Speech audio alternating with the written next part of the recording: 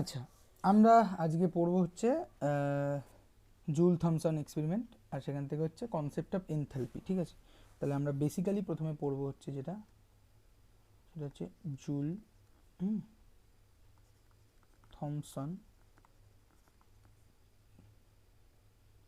THOM Thomson experiment. ঠিক আছে, experiment এটার এখান থেকে যেটা বেসিক্যালি আসে সেটা হচ্ছে কনসেপ্ট অফ এনথালপি, এনথালপি বা এইচ।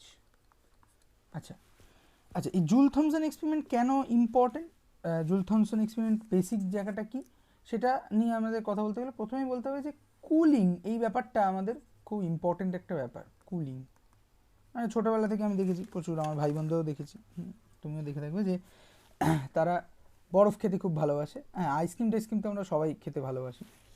তো রেফ্রিজারেশন একটা খুব ইম্পর্টেন্ট পার্ট এই ধরুন, মানে কুলিং ব্যাপারটা আর কি, কোনো কিছুকে ঠান্ডা করা, সেটা খুব ইম্পর্টেন্ট একটা পার্ট। কারণ কোনো একটা জিনিসকে গরম করা, হ্যাঁ, কোনো একটা জিনিসের টেম্পারেচার ইনক্রিজ করা, এইটা অনেক সহজ, অনেক স্পন্টেনিয়াস প্রসেস, একটা স্পন্টেনিয়াস প্রসেস। দেন টেম্পারেচারকে কুল ডাউন করা। ঠিক আছে, এবার শুধুমাত্র এই আইসক্রিম খাওয়া বা খাবার ঠিকঠাক রাখা এক্সপেরিমেন্ট রয়েছে, কিছু মেথড রয়েছে, যেমন এয়ারের লিকুইফিকেশান। ঠিক আছে, লিকুইফিকেশান অফ এয়ার। হ্যাঁ, এই এরকম করে এয়ারের নানা কম্পোনেন্টকে সেপারেট করা যায়, ইত্যাদি করা যায়। এই পুরো ঘটনাটার জন্য আমার ভেরি লো টেম্পারেচার দরকার হয়। ঠিক আছে, তারপর বিভিন্ন ধরনের ফেস ট্রানজিশন, ফেস ট্রানজিশন কার, এমনি সাধারণ জল টলের না, হাইড্রোজেন, হিলিয়াম, নিয়ন, হ্যাঁ, এদের face transition, face related experiment এই সমস্ত করার জন্য ভীষণভাবেই কুলিং ব্যাপারটা, মানে লোয়ার টেম্পারেচারটা রিকোয়ার্ড হয়। ঠিক আছে, লোয়ার টেম্পারেচার। সো এই একটা গ্যাসের টেম্পারেচার কী করে লো করা হবে, এই ব্যাপারটা ভীষণই একটা মানে ভাবার মতো জায়গায় গিয়ে পৌঁছেছিল। তো এর আগে যেটা আমরা এখানে বলছি না, কিন্তু যেটা মানে যেটা ঘটে সেটা হচ্ছে যে বেসিক্যালি আমরা যদি জুল অনলি জুলস এক্সপেরিমেন্ট দেখি। ঠিক আছে, এটা যদিও অনলি জুলস বলছি, কিন্তু অনলি জুলস করেনি, ওটা বেসিক্যালি তোমার জুলের সাথে গেলুশাক, জুলস গেলুশাক এক্সপেরিমেন্ট বলা উচিত, এবং বলাও হয় তাই। জুলস এক্সপেরিমেন্ট যদি আমরা দেখি, জুলস এক্সপেরিমেন্ট থেকে আমরা কী পাই, যে basically del you del V at constant temperature is zero. আর আরেকটা কথা বলতে পারলে যে internal energy of a system is a function of only temperature. ঠিক আছে, অর্থাৎ টেম্পারেচারের সঙ্গেই ফাংশনাল ইন্টারনাল এনার্জি ডিপেন্ড করে। এটা হচ্ছে আমার জুলস এক্সপেরিমেন্ট বলে। বাট এখানে একটা ব্যাপার আছে যে এটা আইডিয়াল গ্যাসের ক্ষেত্রে সত্যি হলো, আইডিয়াল গ্যাসের ক্ষেত্রে সত্যি হলো, হ্যাঁ, ইটস ট্রু, কিন্তু ট্রু, কিন্তু আমরা যদি একটা রিয়েল গ্যাসের দিকে যাই, রিয়েল গ্যাসের ক্ষেত্রে আমরা দেখতে পাই যে হ্যাঁ, এই ইউ এর ডিপেন্ডেন্সি টেম্পারেচারের সঙ্গে তো অবভিয়াসলি রয়েছে, বাট কিছু পরিমাণ ভলিউমের সঙ্গেও এর মানে এর ডিপেন্ডেন্স রয়েছে। ঠিক আছে, মানে U is a function of volume and temperature together হয়ে যাচ্ছে for real gas, for real gas or real scenario, যাই বলি না কেন। ঠিক আছে, তো এইটা দেখার জন্য দুজন ভদ্রলোক, একজনের নাম হচ্ছে লর্ড কেলভিন, আরেকজন হচ্ছে জুল। ঠিক আছে, তো এরা দুজন মিলে একটা এক্সপেরিমেন্ট ডিজাইন করলো। ঠিক আছে,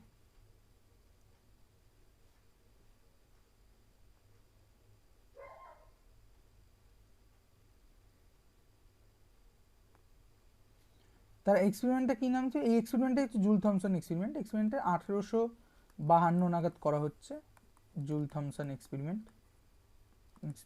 আচ্ছা, এক্সপেরিমেন্টটা কী, এবার এটা আমরা একটু দেখতে চাই। এক্সপেরিমেন্টটা হচ্ছে কিছুই না, এক্সপেরিমেন্টটা হচ্ছে বেসিক্যালি আমি ভলিউমের রেসপেক্টে, মানে আমি দেখতে চাইছি হচ্ছে যে আমি কি দেখতে চাইছি, এটা ইম্পর্টেন্ট। হ্যাঁ, আমরা এই এক্সপেরিমেন্টে দেখতেটা চাইছি কি, যে আমরা এখানে এর ভলিউম, ভলিউম না, আমি একটা বেসিক্যালি একটা অ্যাডায়াবেটিক এক্সপ্যানশন করব, এবং এই অ্যাডায়াবেটিক এক্সপ্যানশনের মাধ্যমে আমি বেসিক্যালি যেটা দেখতে চাইছি সেটা হচ্ছে যে variation of internal energy, energy বা U with respect to volume. ঠিক আছে, ভলিউম, এটা হচ্ছে আমার মূল এজেন্ডা। হ্যাঁ, এবং সেটার জন্য একটা ডিভাইস প্রিপেয়ার করা হলো। ডিভাইসটা কীরকম দেখতে? ডিভাইসটা অনেকটা এরকম দেখতে, এরকম একটা পিস জিনিস আছে। আচ্ছা,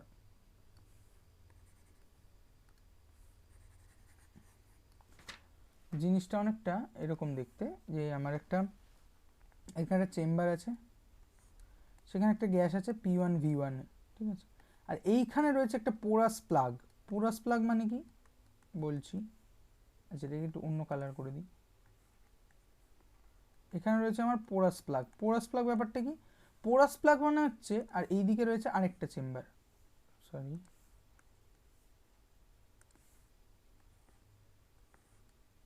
এদিকে রয়েছে আরেকটা চেম্বার। হ্যাঁ, আর এইখানে একটা পিস্টন দিয়ে বেসিক্যালি, এই ছবিটা তুমি যে কোনো বই থেকে দেখে নিতে পারো, একটা পিস, আমি অত ভালো আঁকতে পারছি না, যাই হোক মানে আমরা বোঝার জন্য কাজ চালিয়ে দেবো P2 V2, হ্যাঁ, বা রেদার আমি ভুল বললাম, এটা P1, এখানে তো আমি ভলিউমের ভ্যারিয়েশনটাই দেখতে চাইছি, ফলে ভলিউম লেখা ঠিক নয়, P1 T1, আর এটা হচ্ছে আমার সিম্পলি P2 T2।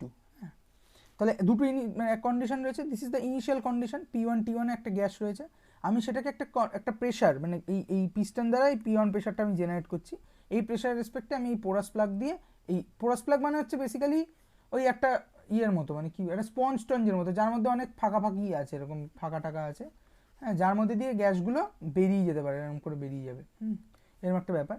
তাহলে এই পোরাস প্লাগের মধ্যে দিয়ে, তার মানে বেসিক্যালি হচ্ছে কি, বেসিক্যালি একটা এক্সপেনশন হচ্ছে।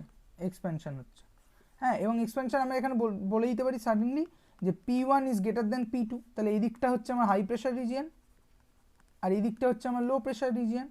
তাহলে হাই প্রেশার থেকে লো প্রেশারে গ্যাস যাচ্ছে, এবং সেটাই স্বাভাবিক, এবং সেটা তার মানে কি হচ্ছে, হাই প্রেশারে মানে ভলিউম কম, লো প্রেশার মানে হচ্ছে ভলিউম বেশি, তাহলে এদিক থেকে এদিক গেলে একটা এক্সপেনশন হচ্ছে, ভলিউম এক্সপেনশন হচ্ছে। আচ্ছা, এক্সপেনশনটা কীরকম না, আমি পুরো সিস্টেমটাকে কোড করে রেখেছি একটা এমন জিনিস দিয়ে, যেটা হচ্ছে বেসিক্যালি কোনো হিট ট্রান্সফার হতে দেবে না, অর্থাৎ এটা একটা অ্যাডায়াবেটিক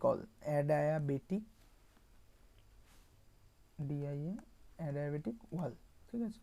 তাহলে এখানে হিট চেঞ্জ হবে না। তাহলে মোদ্দা জিনিসটা কি? মোদ্দা জিনিসটা হচ্ছে আমার, কোথায় গেল, অ্যাডায়াবেটিক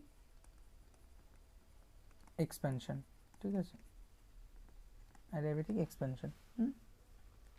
তাহলে এখানে কি হবে, যে হাইলি কম্প্রেসড গ্যাস কন্টিনিউয়াসলি আমি ফোর্স করছি যে পোরাস প্লাগটার মধ্যে দিয়ে যাওয়ার জন্য। এবার এই পোরাস প্লাগ নানা রকম মেটেরিয়াল দিয়ে তৈরি হতে পারে, যার মধ্যে ছোটো ছোটো হোল আছে, এবং এই পোরাস প্লাগ, তার মানে পোরাস প্লাগটা যে আমি এখানে ছবি আঁকলাম, যে বেসিক্যালি এটা যদি একটা পোরাস প্লাগ হয়, তার মানে এখানে অনেকগুলো ছোটো ছোটো হোল আছে, তার মানে বেসিক্যালি এই ছোটো ছোটো হোলগুলোর কেমন দেখতে, যে একটা ন্যারো অরিফেস, ন্যারো রেডিয়াসের প্যারালাল অরিফেসের মতো আর কি, প্যারালাল কী বলবো, সিলিন্ডার টাইপের জিনিসের মতো।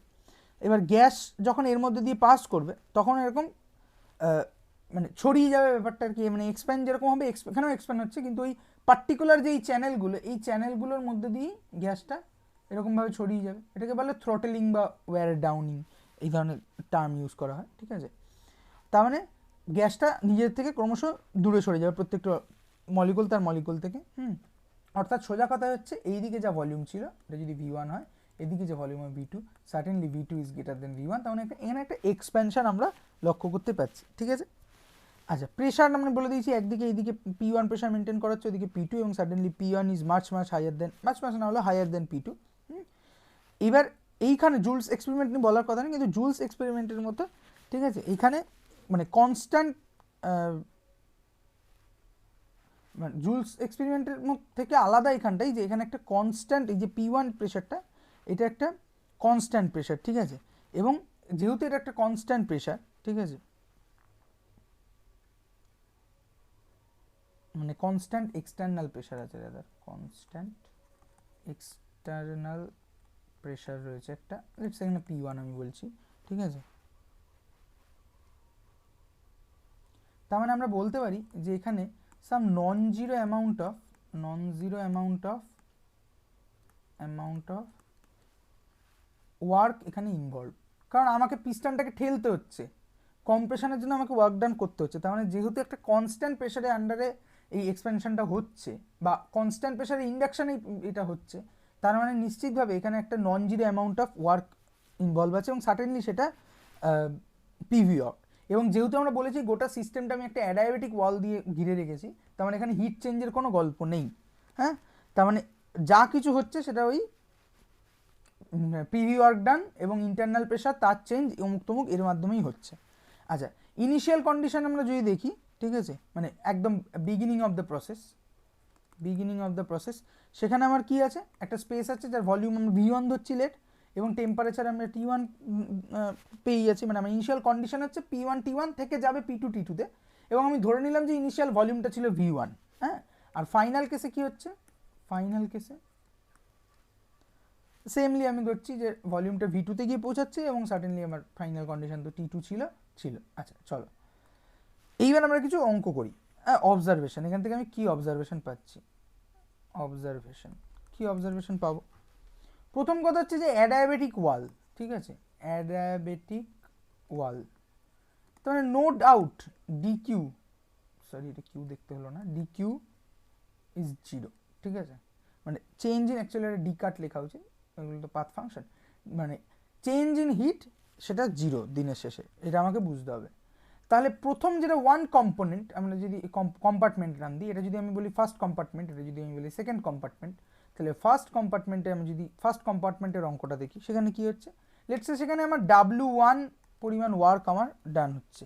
আচ্ছা, এই ওয়ার্কটা কার দ্বারা ডান হচ্ছে, বাই দ্য সিস্টেম না মানে টু দ্য সিস্টেম, কারণ আমি বাইরে থেকে পিস্টনটাকে ঠেলে একটা প্রেসারে আমি কম্প্রেস করানোর চেষ্টা করছি, তাহলে এই ওয়ার্কটা হচ্ছে বাই দ্য সিস্টেম না অন দ্য সিস্টেম, তার মানে এই ওয়ার্কটা আর যাই হোক পজিটিভ হবে। দেখি আমরা কি করে পজিটিভ হবে, আমরা জানি যে পিভি ওয়ার্কের সূত্র হচ্ছে -P ইন্টু ডিভি। হ্যাঁ, তাহলে -P ইন্টু ডিভি, ভলিউম কোথা থেকে চেঞ্জ হচ্ছে, হ্যাঁ ভলিউম বেসিক্যালি V1, আর এদিকে হচ্ছে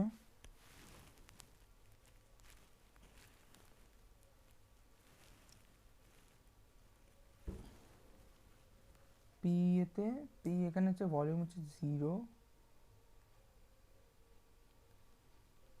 প্রেশার হচ্ছে P1 থাকবে, আর এখানে ভলিউম হচ্ছে 0 থেকে যাচ্ছে হচ্ছে V1, কম্পার্টমেন্ট 1 হ্যাঁ ডিভি। তাহলে ফাইনাল আমি যখন এই গ্যাসটাকে এখানে যদি আমি দেখি যে এটা একটা কম্পার্টমেন্ট 1 যদি এটা হয়, তাহলে আমি পিস্টনটা ঠেলতে ঠেলতে পুরো এখানে নিয়ে চলে গেছি, তাহলে এখানে গ্যাসের ভলিউম যদি ইনিশিয়াল পজিশনে V1 থেকে থাকে, যখন পুরো গ্যাসটা এদিকে এক্সপ্যান্ড করে গেছে পোরাস প্লাগের ভেতর দিয়ে, তখন এর ভলিউম কত, V = 0, তাহলে ফাইনাল মাইনাস ইনিশিয়াল, তাহলে এইটা করলাম, তাহলে মাইনাসে মাইনাসে প্লাস হয়ে গেল, P1 ইন্টু V1 হলো, তাহলে আমরা পেলাম একটা পজিটিভ ওয়ার্ক। এটা হলো ফার্স্ট কম্পার্টমেন্টে। এবার আমরা সেকেন্ড কম্পার্টমেন্টে দেখি, কম্পার্টমেন্ট নাম্বার 2, এখানে কি গল্প আছে, এখানে আমি ওয়ার্ক ডান যদি W হয়, এখানে ওয়ার্ক ডানটা কী হবে আমরা দেখতে চাই। এখানে আমরা সেমলি মধ্যে নিই -P ইন্টু ডিভি বা ডেল ভি যাই বলি না কেন, তাহলে এখানে প্রেশার কত সেকেন্ড কম্পার্টমেন্টে P2, ডিভি মানে কি ফাইনাল মাইনাস ইনিশিয়াল কত ছিল, ইনিশিয়াল এই কম্পার্টমেন্টে কিছু ছিল না, আমি যদি সেকেন্ড কম্পার্টমেন্টে আঁকি, এখান থেকে আমি এখানে হচ্ছে পোরাস প্লাগটা আছে, তাহলে সেকেন্ড কম্পার্টমেন্ট প্রথমে কোনো গ্যাস ছিল না, তাহলে ভলিউম 0 ছিল, এবার এক্সপ্যান্ড হয়ে এর ফাইনাল ভলিউম হয়েছে V2, তাহলে এখানে P2 V2 মাইনাস 0, তাহলে আমি এখানে মাইলাম -P2 V2, এবং এটা আমি সার্টেন পেয়েছি নেগেটিভ ওয়ার্ক ডান, তার মানে এই ওয়ার্ক ডানটা বাই দ্য সিস্টেম, অবশ্যই এক্সপেনশন হচ্ছে। তাহলে নেটওয়ার্কের গল্পটা কি হলো একবার দেখি। Network equal to basically, network নয় কিন্তু নেটওয়ার্ক যাই হোক, নেটওয়ার্ক হচ্ছে W যদি আমি বলি, সেটা বেসিক্যালি খুব সিম্পলি কম্পার্টমেন্ট 1-এ যা ওয়ার্কের হিসাব, কম্পার্টমেন্ট 2-তে যা ওয়ার্কের হিসাব, কম্পার্টমেন্ট 1-এ ওয়ার্কের হিসাব হচ্ছে P1 V1, কম্পার্টমেন্ট 2-তে হচ্ছে P2 V2, মানে আমি যদি এইভাবে লিখি plus of minus P2 V2 এভাবে লিখতে পারি, আর এত ভেঙে লিখবো না, ঠিক আছে, P2 V2 এটা পেলাম আমরা। তাহলে নেটওয়ার্ক পেলাম P1 V1 minus P2 V2, ঠিক আছে। From the first law of thermodynamics কি জানি আমরা জানি delta U is equal to Q plus W. এখানে কিউ এর চেঞ্জ কত, অ্যাডায়াবেটিক ওয়াল 0, তাহলে আমরা লিখতে পারি delta U is equal to 0 plus W এখানে কত পেয়েছি P1 V1 minus P2 V2, ঠিক আছে। সো এই ডেল্টা ইউ মানে কি, ডেল্টা ইউ মানে হচ্ছে নিশ্চয়ই final minus initial, let's say final internal energy is U2, and initial internal energy is u1, তাহলে u2 minus u1 is equal to p1 v1 minus p2 v2, or আমি just লিখতে পারি u2 plus p2 v2 is equal to u1 plus p1 v1। এটা খুব important একটা জায়গা আমরা পেলাম। তাহলে আমরা বলছি যে বেসিক্যালি যে u1 plus p2 v2 sorry u2 plus p2 v2 is equal two u1 plus p1 v1। তাহলে এই যে জিনিসটা যেমন আমরা এইভাবে লিখি p1 v1 is equal two p2 v2, তখন আমরা কি লিখি যে pv is equal to constant. ঠিক সেমনি এখানে লিখতে পারি u প্লাস pv, এই গোটা জিনিসটা constant through out the process. ঠিক আছে, এইবার যদি আমরা এই জিনিসটার মধ্যে ভালো করে দেখি, এই ইউ প্লাস পিভি এই জিনিসটাকে যদি ভালো করে দেখি, এখানে তিনটে ডিফারেন্ট জিনিস আছে, ইউ পি ভি। ইউ একটা স্টেট ফাংশন, পি অলসো একটা স্টেট ফাংশন, ভি অলসো একটা স্টেট ফাংশন। এই সমস্তগুলো স্টেট ফাংশন, যদি সমস্তগুলো স্টেট ফাংশন হয় তাহলে আমরা বলতে পারি ইউ প্লাস পিভি এই গোটা টার্মটাও একটা স্টেট ফাংশন হবে, হতেই হবে স্টেট ফাংশন। ঠিক আছে, যেহেতু সেপারেটলি ইউ পি ভি এরা সবাই একটা স্টেট ফাংশন। ঠিক আছে, এবং যেহেতু এটা একটা স্টেট ফাংশন এবং নানা ধরনের এক্সপেরিমেন্টে আমরা এই ইউ প্লাস পিভির গল্প পেয়ে থাকি। ঠিক আছে, সিরিজ অফ এক্সপেরিমেন্ট আছে যেখান থেকে আমরা ইউ প্লাস পিভি পেতে পারি। তাহলে এই ইউ প্লাস পিভি টার্মটার এটা একটা স্পেশাল সিগনিফিকেন্স আছে, থাকবেই আর কি, সিগনিফিকেন্স থাকবে। হোয়াট ইজ দ্যাট স্পেশাল সিগনিফিকেন্সটা কি?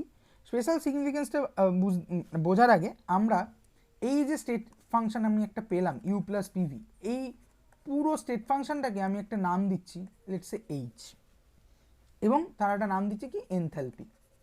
এইখান থেকে আমরা ছোটবেলা থেকে পড়ে আসি যে H equal to U plus PV. ঠিক আছে,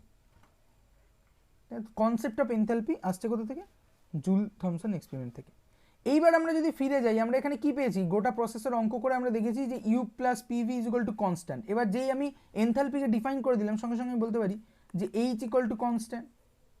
তার মানে এখান থেকে পরিষ্কার বলে দেওয়া যায় যে Joule Thomson experiment is an isenthalpic. Isenthalpic isotope মানে হচ্ছে যেমন আইসোটোপ বা আইসোমার ক্ষেত্রে আমরা কি জানি যে কোন একটা জিনিস ছিল, আইসো এনট্রপিক মানে হচ্ছে মানে আইসেনথালপিক, সরি এনট্রপিক না, আইসেনথালপিক মানে হচ্ছে আইসো এনথালপিক, অর্থাৎ গোটা প্রসেসে এনথালপি রিমেন কনস্ট্যান্ট। ঠিক আছে, তাহলে জুল থমসন এক্সপেরিমেন্ট ইজ আইসো এনথালপিক প্রসেস। ঠিক আছে, বলে আমি এখানে একটা কাণ্ড করছি, আমি এখানে একটা এক্সক্লেমেশন দিচ্ছি, দেন জিজ্ঞাসা মার্ক দিচ্ছি। ঠিক আছে, মানে এই স্টেটমেন্টটা পড়ে Joule Thomson experiment is an isenthalpic process, প্রথমে একটু ভালো লাগতে পারে, অবাক হতে পারি, কিন্তু পরের মুহূর্তে আমাদের মাথায় একটা প্রশ্ন আসবে, সত্যিই কি জুল থমসন এক্সপেরিমেন্ট একটা isenthalpic process? And the answer is very surely no, or আমরা বলতে পারি we can not say, we can't say. ঠিক আছে, কেন? আমরা একটু ক্লোজলি দেখি। আচ্ছা, আমরা কেন জেটি এক্সপেনশনের প্রসেসটাকে আইসেনথালপিক বলছি? কারণ বলছি যে আমরা অ্যাভব ডিসকাশন থেকে দেখতে পাচ্ছি যে enthalpy of the system at the final state is exactly same to the enthalpy of the initial state. ঠিক আছে, তাহলে আমরা আপাত দৃষ্টিতে দেখতে লাগছে যে জেটি এক্সপেনশন একটা আইসেনথালপিক প্রসেস। হ্যাঁ, কিন্তু এখানে একটা জিনিস বলে রাখা ভালো, আমার ভুল, আমি বলিনি আগে, যে জেটি এক্সপ্যানশন আমরা বুঝতে পারছি, এক্সপ্যানশন ফিরে যাই যদি,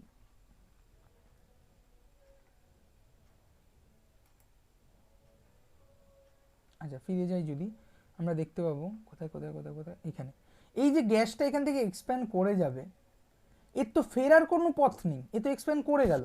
তাহলে এই গোটা প্রসেসটা not only adiabatic, not only volume expansion, তার সঙ্গে সঙ্গে আমার একটা কথা লেখা উচিত ছিল, সেটা হচ্ছে ইরিভার্সিবল। ইরিভার্সিবল, হ্যাঁ, ইরিভার্সিবল ভলিউম এক্সপেনশন অলসো। এটা যেহেতু এটা ইরিভার্সিবল এক্সপেনশন, ঠিক আছে, তাহলে আমরা স্বচ্ছন্দে বলতে পারি যে জেটি এক্সপেনশন যেহেতু একটা রিভার্সিবল এক্সপেনশন বা ইরিভার্সিবল প্রসেস, তাহলে খুব সহজেই বলা যায় যে থ্রু আউট দ্য প্রসেস এইটা ইকুইলিব্রিয়ামে থাকছে না। ঠিক আছে, মানে থ্রু আউট দ্য প্রসেস একটা ইরিভার্সিবল প্রসেস যেহেতু, থ্রু আউট দ্য প্রসেস মানে each and every moment of this process, সেটা কিন্তু সারাউন্ডিংসের সঙ্গে আমার সিস্টেম সে কিন্তু ইকুইলিব্রিয়ামে থাকছে না, ঠিক আছে, ইকুইলিব্রিয়ামে থাকছে না। তার মানে এই প্রসেসটা চলাকালীন অনেকগুলো স্টেপ, অনেকগুলো পাথ এরকম আসছে যেখানে প্রসেসটা একটা নন ইকুইলিব্রিয়াম স্টেটের মধ্যে দিয়ে যাচ্ছে, ঠিক আছে। এবং এই নন ইকুইলিব্রিয়াম স্টেট তাকে আমরা এই থার্মোডিনামিক ইকুইলিব্রিয়াম থার্মোডিনামিক প্যারামিটার্স মানে এনথালপি ও মুক্তমুখ দিয়ে ডেজিগনেটেড করতে পারি না, ভলিউম, প্রেশার, মুক্তমুখ দিয়ে এইভাবে ঠিক ম্যানেজ করতে পারি না। যেহেতু পারি না, তাই না আমরা বলতেই পারবো না যে এই প্রসেসটা চলাকালীন, এই রিভার্সিবল প্রসেসটা চলাকালীন এনথালপিটা আদৌ সেম থাকছে নাকি থাকছে না, ঠিক আছে। এবার আমরা যদি নন ইকুইলিব্রিয়াম স্টেপগুলোকেও ইকুইলিব্রিয়াম স্টেপ হিসাবে চিন্তাভাবনা করে নিই, যেরকম আমরা রিয়েল গ্যাসকে আইডিয়াল গ্যাস দিয়ে সিমুলেট করি বা ইয়ে করি, তাহলে আমরা বলতে পারি it seems like isenthalpic. But in closer look আমরা যদি ভালো করে দেখতে যাই তাহলে বুঝতে পারবো যে এই প্রসেসটা ইরিভার্সিবল প্রসেস, প্রতি মুহূর্তে এটা সারাউন্ডিংসের সঙ্গে ইকুইলিব্রিয়াম মেনটেন হচ্ছে না। আর একটা নন ইকুইলিব্রিয়াম প্রসেসে এই ধরনের থার্মোডাইনামিক প্রসেস যেগুলোর কথা আমরা বলছি, থার্মোডাইনামিক প্যারামিটার, সেইগুলো দিয়ে ক্যালকুলেশন করা যায় না। যেহেতু যায় না, আমি বলতে পারবো না থ্রু আউট দ্য প্রসেস জিনিসটা সেম এনথালপিতে থাকছে নাকি থাকছে না। হতে পারে থাকছে, হতে পারে থাকছে না। তাহলে সহজ উত্তর হচ্ছে যেটা কি আইসেনথালপিক প্রসেস, নো।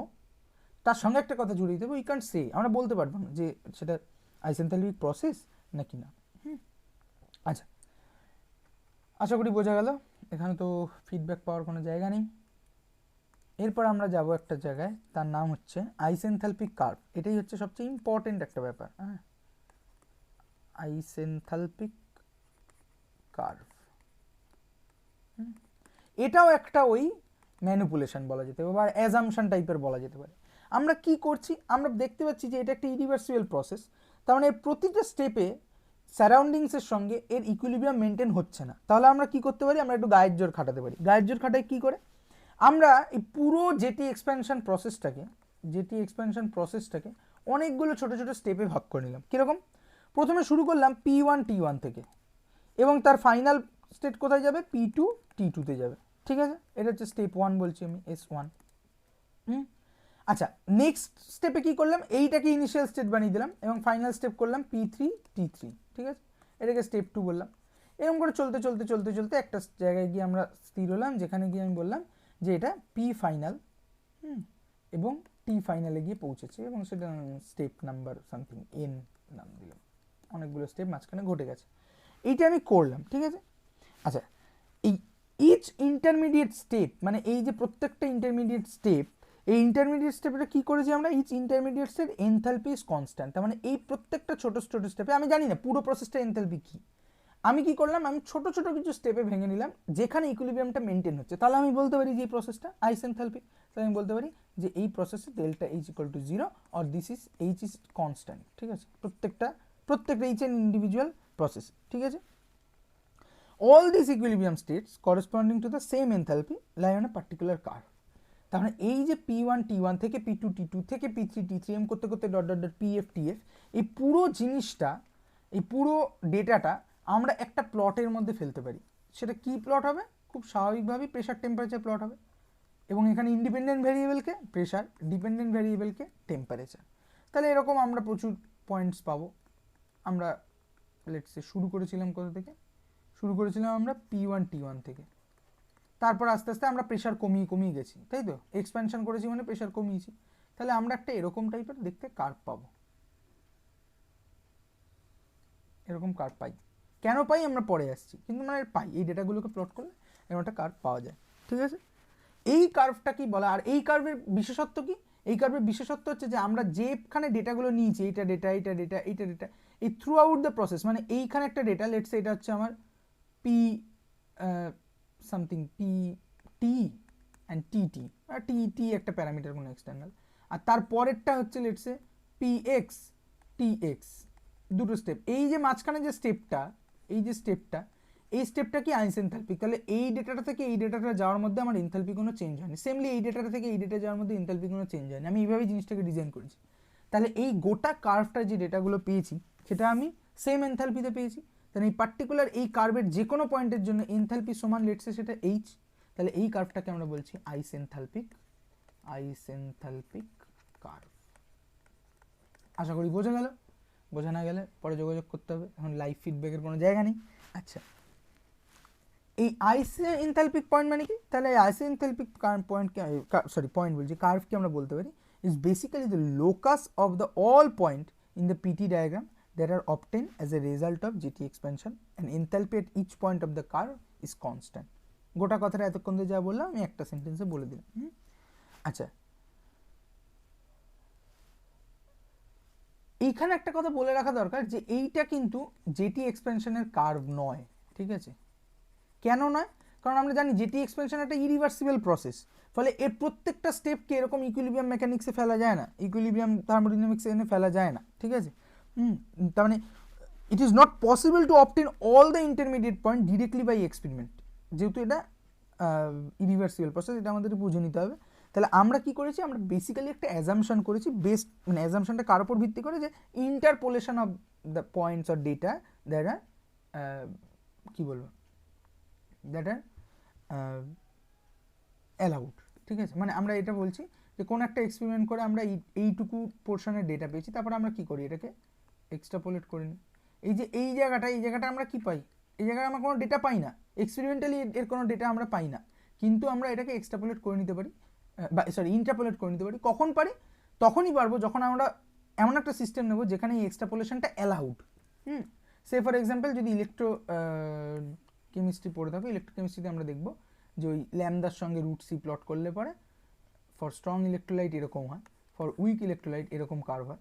স্ট্রং ইলেকট্রোলাইটের জন্য ওই জন্য আমরা এই জিরো কনসেন্ট্রেশনে কত হবে সেটা আমরা এক্সট্রাপোলেট করে বলে দিতে পারি, কারণ এখানে ওই এক্সট্রাপোলেশনটা অ্যালাউড, যেহেতু কার্ভের নেচারটা চেঞ্জ হচ্ছে না। কিন্তু এখানে কিন্তু ওই এক্সট্রাপোলেশনটা করতে পারবো না, সেই জন্য ওই কোলরাসে সাবি জাবি অমুক তমুক যত অনেক কিছু করতে হয়।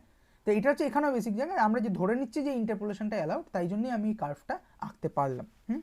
এইবার এখানে একটা খুব ইম্পর্টেন্ট জায়গা আছে, ঠিক আছে? সেটা হচ্ছে ইনভার্সন কার্ভ।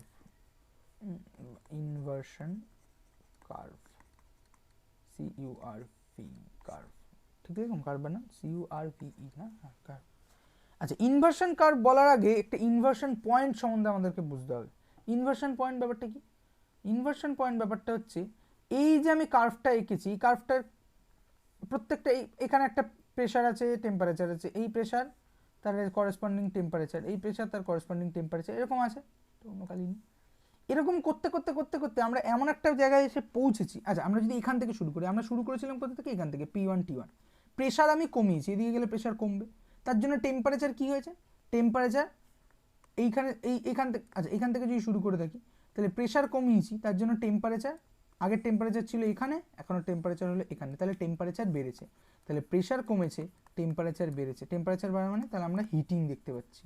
তাহলে এইটাকে আমরা বলছি যে heating effect of JT expansion. তাহলে আমরা কি দেখতে পেলাম যে আমি প্রেশার কমাচ্ছি, কিন্তু তার জন্য গ্যাসটা কি হচ্ছে, হিট হচ্ছে। এই প্রসেসটা কতক্ষণ ধরে চললো না, চলছে চলছে চলছে চলছে চলছে।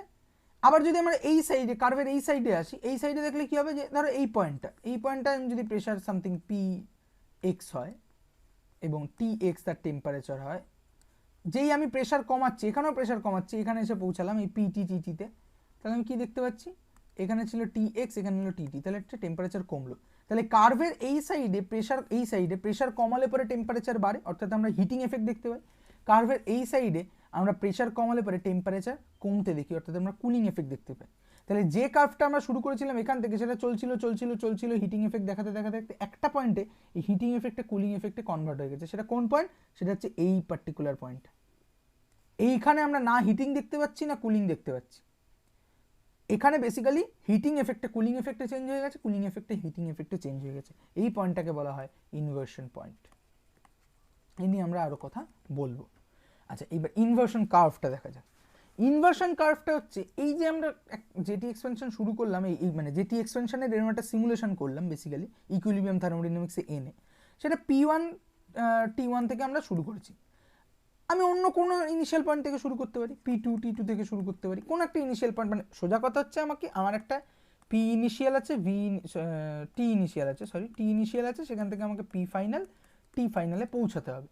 এর মাঝখানে আমি যে কোনো ইনিশিয়াল পয়েন্ট থেকেই কাজটা শুরু করতে পারি, ঠিক আছে? এই যে কোনো ইনিশিয়াল পয়েন্ট থেকে কাজটা শুরু করার জন্য আমি প্রত্যেকটা ইনিশিয়াল পয়েন্টের জন্য আমি একটা করে আইসেনথালপিক কার্ভ পাবো, অর্থাৎ আমি একটা এরকম কার্ভ পাবো, এরকম কার্ভ পাবো। তাহলে প্রত্যেকটা আইসেনথালপিক কার্ভ মানে তার প্রত্যেকটা এনথালপি কনস্ট্যান্ট, এবং তার জন্য প্রত্যেকটার জন্য আমি একটা একটা করে ইনভার্সন পয়েন্ট পাবো, আই পয়েন্ট লিখছি আমি, ইনভার্সন পয়েন্ট পাবো। এবার যদি আমি একখানা কার্ভে এই প্রত্যেকটা ডিফারেন্ট ডিফারেন্ট ইনার্শিয়াল কন্ডিশনে যে আমি এক্সপেরিমেন্টটা করেছি সেটাকে প্লট করি, তাহলে কি দেখতে পাবো? আমি দেখতে পাবো এরকম একটা ইনভার্সন পয়েন্ট। এগুলো এই কার্ভগুলো কি? এই কার্ভগুলো হচ্ছে আমার কি কার্ভ বললাম আমি, ভুলে গেলাম, এটা কি বলে, আইসেনথালপিক কার্ভ, ঠিক আছে, আইসেনথালপিক কার্ভ, ঠিক আছে। তাহলে এরকম একটা আইসেনথালপিক কার্ভ, তারপরে আরেকটা ইনিশিয়াল কন্ডিশন থেকে এরকম একটা আইসেনথালপিক কার্ভ, দেন এরকম একটা আইসেনথালপিক কার্ভ, দেন এরকম একটা আইসেনথালপিক কার্ভ, এরকম একটা আইসেনথালপিক, এরকম একটা আইসেনথালপিক, এরকম অনেকগুলো আইসেনথালপিক কার্ভ বিভিন্ন ডিপেন্ডিং অন দ্য বিভিন্ন ইনিশিয়াল কন্ডিশনে আমি পাচ্ছি। এইবার যদি আমি ভালো করে খেয়াল করি, এই আইসেনথালপিক কার্ভে লেটস এইটা হচ্ছে আমার ইনভার্সন পয়েন্ট, আই পয়েন্ট। এই আইসেনথালপিক কার্ভে এটা হচ্ছে আমার আই পয়েন্ট, এর এইটা আই পয়েন্ট, এর এইটা আই পয়েন্ট, এর এইটা। তাহলে দেখো এইটা যদি আমি কানেক্ট করি, খুব ভালো ছবি আঁকা হয়নি, এটা একটা প্যারাবোলা টাইপের জিনিস দেবে, বা আমি প্রথমে উল্টো করে আঁকি তাহলে ভালো বোঝা যাবে। আমি আগে এটা এঁকে নিই, বরাবর টেম্পারেচার, এই বরাবর প্রেশার, আমি আগে একটা প্যারাবোলা এঁকে নিই, সরি,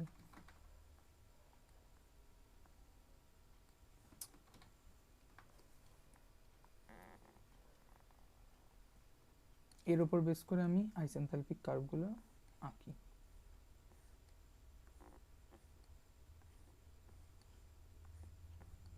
খোঁচা খোঁচা হয়ে গেছে, আসলে খোঁচা খোঁচা হয় না, আইসেনথালপিক কার্ভগুলো এরকম টাইপেরই হয়, আমি খোঁচা খোঁচা এরকম মাথায় এঁকে ফেলেছি, যাই হোক। তো এই প্রত্যেকটা আইসেনথালপিক কার্ভের জন্য আমি একটা করে ইনভার্সন পয়েন্ট পাচ্ছি। সেই ইনভার্সন পয়েন্টগুলোকে যদি আমি আরেকটা কার্ভ দিয়ে জুড়ি, তাহলে সেই যে কার্ভটা হবে, অর্থাৎ এই কমলা কার্ভটা, এই অরেঞ্জ কার্ভটা, অরেঞ্জ কার্ভ, এই কার্ভটাকে আমি বলছি ইনভার্সন কার্ভ, ইনভার্সন কার্ভ। অর্থাৎ আমার বেসিক্যালি কী হয়েছে, মানে ইফ উই ক্যারি, আচ্ছা বাংলায় বলছি যে জেটি এক্সপেনশনকে যদি আমি ডিফারেন্ট ইনিশিয়াল স্টেট থেকে শুরু করি, তাহলে আমি সিরিজ অফ ডিফারেন্ট আইসেনথালপিক কার্ভস পাবো, এবং এবং প্রত্যেকটার জন্য আলাদা এনথালপি থাকবে। এর এনথালপি যদি H1 হয়, দেন H2, দেন H3, দেন H4, ডট ডট ডট চলবে, কিন্তু through out the process enthalpy will be remain constant, ওই জন্য আইসেনথালপিক কার্ভ বলছি, H1, ঠিক আছে, কনস্ট্যান্ট। আচ্ছা, সেটা যদি হয় তাহলে ইচ আইসেনথালপিক কার্ভের জন্য আমি একটা ম্যাক্সিমাম পয়েন্ট পাবো, যেটাকে আমি ইনভার্সন পয়েন্ট বলেছি, এবং এই প্রত্যেকটা আইসেনথালপিক কার্ভকে যদি আমি একটা পিটি ডায়াগ্রামের মধ্যে প্লট করে তার ইনভার্সন পয়েন্টগুলোকে একটা আরেকটা কার্ভ দিয়ে কানেক্ট করি, ঠিক আছে, তাহলে যে কার্ভটা পাবো সেই কার্ভটাকেই আমরা বলছি ইনভার্সন কার্ভ। তার মানে ইনভার্সন কার্ভ ইজ বেসিক্যালি, এটাকে ডিফাইন করতে গেলে inversion curve can defined as the locus of the সঞ্চার পথ, মানে বেসিক্যালি ইনভার্সন পয়েন্টের সঞ্চার পথ, লোকাসের বাংলা তো আশা করি সঞ্চার পথ, তো locus of the this inversion point, সেটাই হচ্ছে আমার ইনভার্সন কার্ভ দেবে, ঠিক আছে। এবং এই ইনভার্সন পয়েন্টের বিশেষত্ব কি, যে এখানে নাইদার হিটিং দেখা যায় নর কুলিং দেখা যায়। তাহলে আমরা এখনো মিউজিটি পড়িনি, অর্থাৎ জুল থমসন কোএফিসিয়েন্ট মিউজিটি, এটা এখানে জিরো হয়। তাহলে ইনভার্সন পয়েন্টের ক্রাইটেরিয়া হচ্ছে মিউজিটি জিরো হবে, আমরা না কুলিং এফেক্ট দেখতে পাবো না হিটিং এফেক্ট দেখতে পাবো। আচ্ছা, এখানেই গল্প শেষ হয়নি, আরও অনেক কিছু বলার আছে। আচ্ছা, অন্য একটা কালি সিলেক্ট করি। আচ্ছা, এইখানে আমরা যদি দেখি যে প্রত্যেকটা ডিফারেন্ট প্রেশারের জন্য, সাপোজ এইটা একটা প্রেশার, এই প্রেশারের জন্য আমি দুখানা করে টেম্পারেচার পাচ্ছি, এটাও একটা ইনভার্সন টেম্পারেচার, এই পার্টিকুলার প্রেশারের জন্য, পার্টিকুলার পি, এই পার্টিকুলার প্রেশারের জন্য এটাও একটা ইনভার্সন টেম্পারেচার, এটাও একটা ইনভার্সন টেম্পারেচার। এইটা হচ্ছে লোয়ার ইনভার্সন টেম্পারেচার, এটা হচ্ছে হায়ার ইনভার্সন টেম্পারেচার।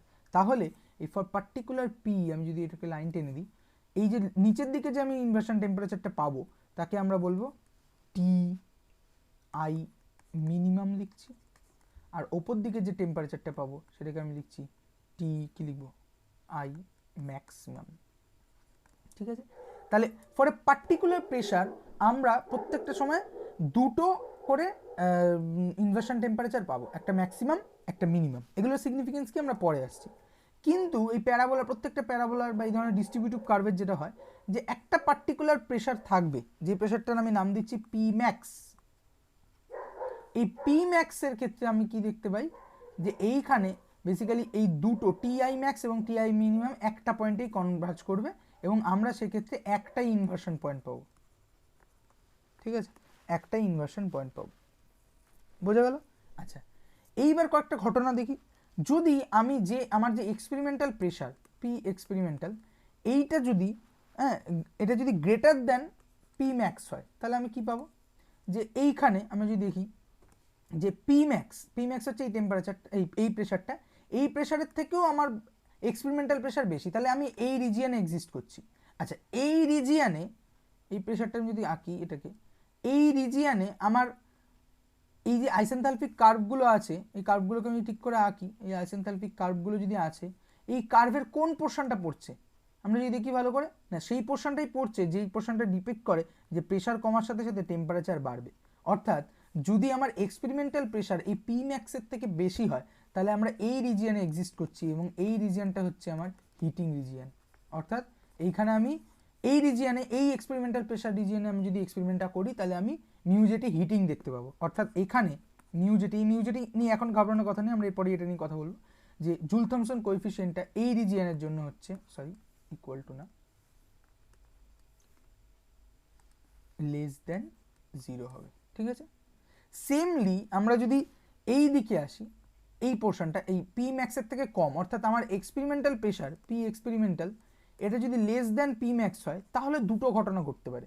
তাহলে আমি এই রিজিয়নে এক্সিস্ট করছি, এই রিজিয়নে দুটো ঘটনা ঘটতে পারে। যদি আমি যে আমার এখানে আমাকে এই এখানে যেমন আমার এটাই বলে দিয়েছিলাম যে পি এক্সপেরিমেন্টাল যদি পি ম্যাক্সের থেকে বেশি হয় তাহলে শিওরলি এটা হিটিং হবে, কিন্তু এখানে আমি কিন্তু বলতে পারবো না কী হবে। তার জন্য আমাকে আরেকটা কন্ডিশন দেখতে হবে যে পি এক্সপেরিমেন্টাল যদি পি ম্যাক্সের থেকে ছোট হয় তাহলে আমি দেখবো আমার এক্সপেরিমেন্টাল টেম্পারেচার কত।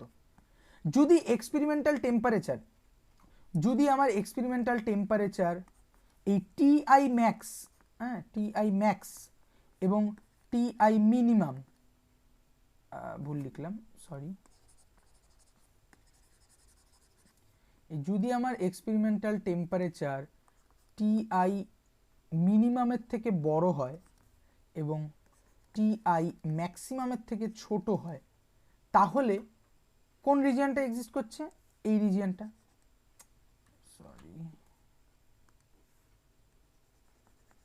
এই কার্ভের ভেতরের রিজিয়নটা।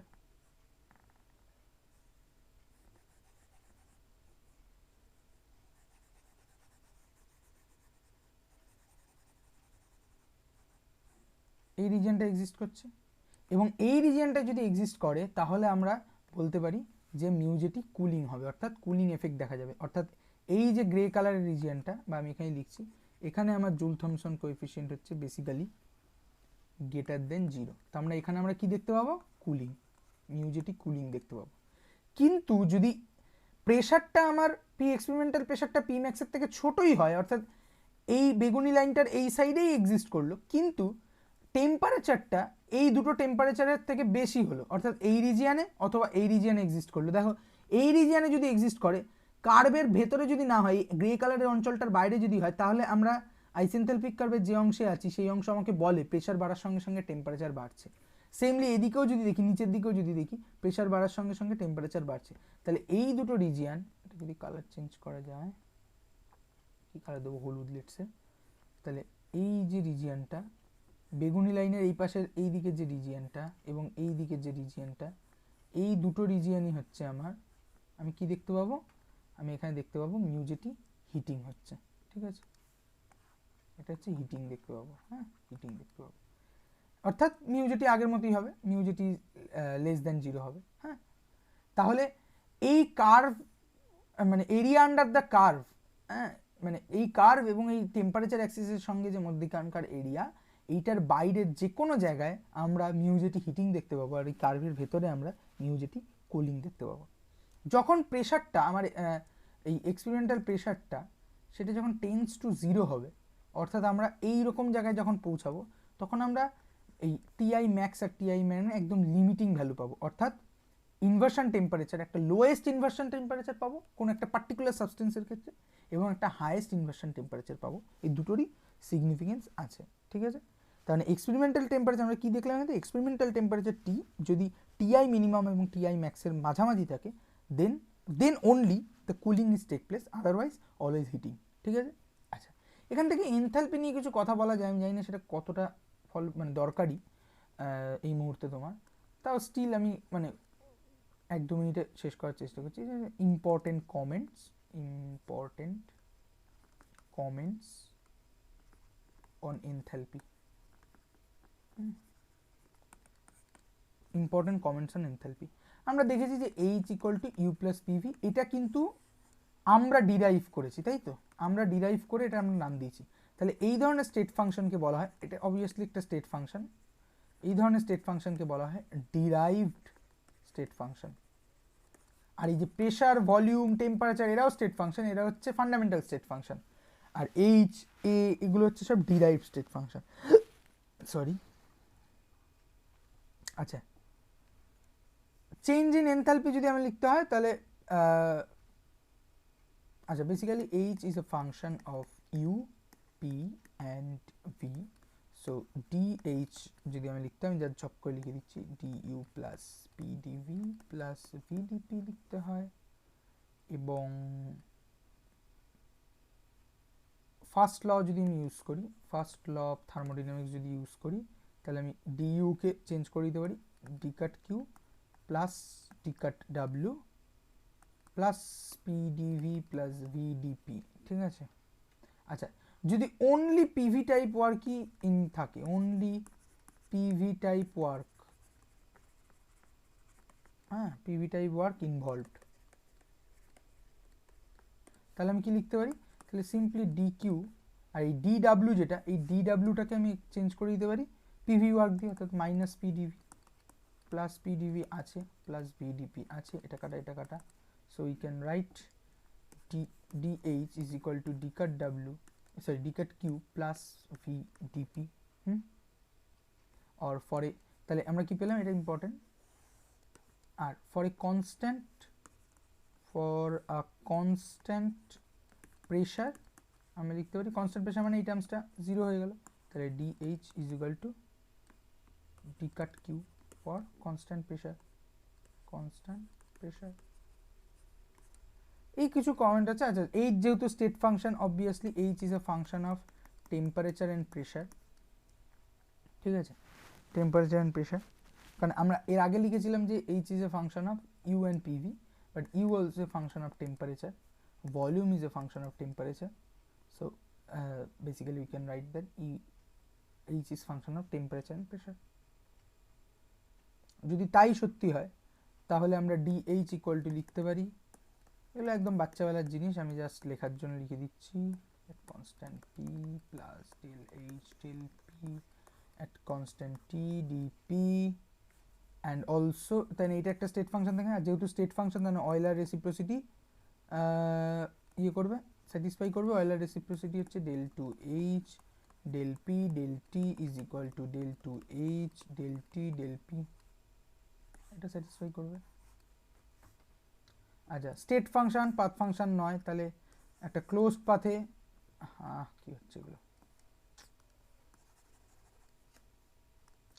স্টেট ফাংশন পাথ ফাংশন নয়, তাহলে একটা ক্লোজড পাথে যদি আমি DH এর ভ্যালু দেখি সেটা 0 হবে, মানে ক্লোজড ইন্টিগ্রাল 0 হবে। আর H is a derive function বলে দিয়েছি। H এর ইউনিট কি হবে? H এর ইউনিট হচ্ছে এনার্জির ইউনিট, এনার্জির ডাইমেনশন। ঠিক আছে, আর H হচ্ছে একটা extensive property,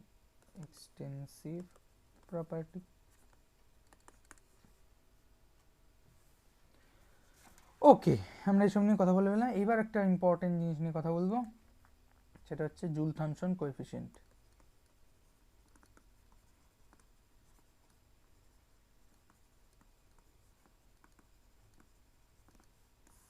joule Thomson coefficient,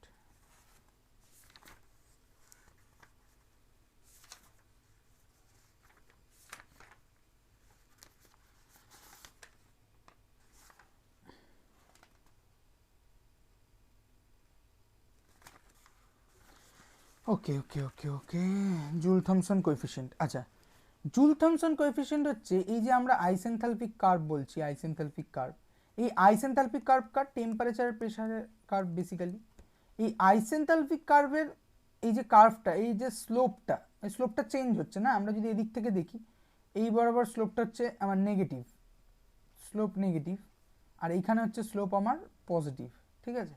তাহলে এই যে স্লোপটা, অর্থাৎ দ্য স্লোপ অফ আইসেনথালপিক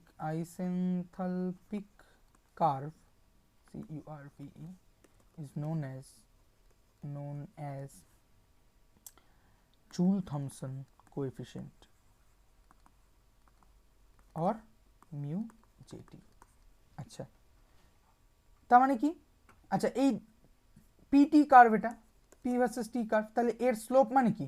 খুব সোজা, ডেল পি ডেল টি। আচ্ছা, খুব ভালো কথা। আর কার্ভটার নাম কি? আইসেনথালপিক কার্ভ, অর্থাৎ থ্রু আউট দ্য প্রসেস আমার এনথালপি রিমেইনস কনস্ট্যান্ট। তাহলে হচ্ছে del P del T at H, এটাই হচ্ছে আমার স্লোপ, এটাই হচ্ছে আমার স্লোপ। আর আমি বলেছি by definition slope is equivalent to আমার মিউ জেটি। তাহলে মিউ জেটির এক্সপেনশন কী হবে? Del P del T H, ঠিক আছে। আচ্ছা, এখান থেকে অনেকগুলো কথা বলার আছে। এমনিও যদি আমরা চোখের দেখা দেখি যে আমার স্লোপ, আমি এখান থেকে শুরু করছি, কার্ভের এই দুটো ভাগে ভাগ করলাম, ঠিক আছে। এই পোর্শনে আমার স্লোপ কি? এই পোর্শনে আমার স্লোপ হচ্ছে নেগেটিভ, এই পোর্শনে আমার নেগেটিভ স্লোপ। তাহলে এই পোর্শনে মিউ জেটি কী হবে? Less than 0। আর এই পোর্শনের স্লোপ কি আমার? Positive slope. পজিটিভ স্লোপ কেন? যে প্রেশার বাড়ার সঙ্গে সঙ্গে টেম্পারেচারও বাড়ছে। আর এই বরাবর কি হচ্ছে? প্রেশার বাড়াবার সঙ্গে সঙ্গে টেম্পারেচার কমছে। তাহলে এই বরাবর হচ্ছে আমার mu JT simply greater than 0 হবে। আর at the inversion point actually এখানে থাকবে, যাই হোক আমি এখানটায় বলছি, ইনভার্সন পয়েন্ট ধরে নিচ্ছি। ইনভার্সন পয়েন্ট হচ্ছে মিউ জেটি নাইদার হিটিং নর কুলিং দেখা যাবে, অর্থাৎ 0। আচ্ছা, এটাকে আমরা ম্যাথমেটিক্যালি কী করে ডিফাইন করব? ম্যাথমেটিক্যালি ডিফাইন করতে গেলে আমরা আবার ফিরে যাই আমাদের বেসিক এক্সপেরিমেন্টে, অর্থাৎ joule Thomson experiment. Joule Thomson experiment আমরা যদি বেসিক্যালি দেখি, কী করছি আমি না, একটা এক্সটার্নাল প্রেশার P1 থেকে P2-তে যাচ্ছি, যেখানে আমি বলে দিচ্ছি P1 is greater than P2। তাহলে আমি যদি ডিপি দেখি, অর্থাৎ এইখানে ডিপি বা del P whatever maybe the thing, সেক্ষেত্রে আমরা কী লিখবো? ফাইনাল মাইনাস ইনিশিয়াল, অর্থাৎ P2 মাইনাস P1। আর আমি বলে দিয়েছি P1 ছোটো, P1 বড়, P2 ছোটো। তার মানে ডিপি অর ডেল পি যাই বলি না কেন, এটা নেগেটিভ। আচ্ছা, তাহলে আমার এই গোটা জিনিসটাই, অর্থাৎ del mu JT is equal to del P del T del P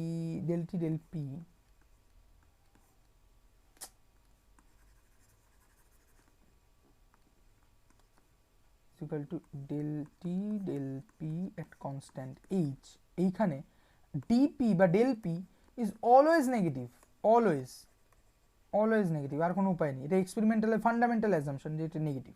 আচ্ছা, যদি এটা নেগেটিভ হয় তাহলে আমার তিনখানা কেস এখানে খুলে যাচ্ছে।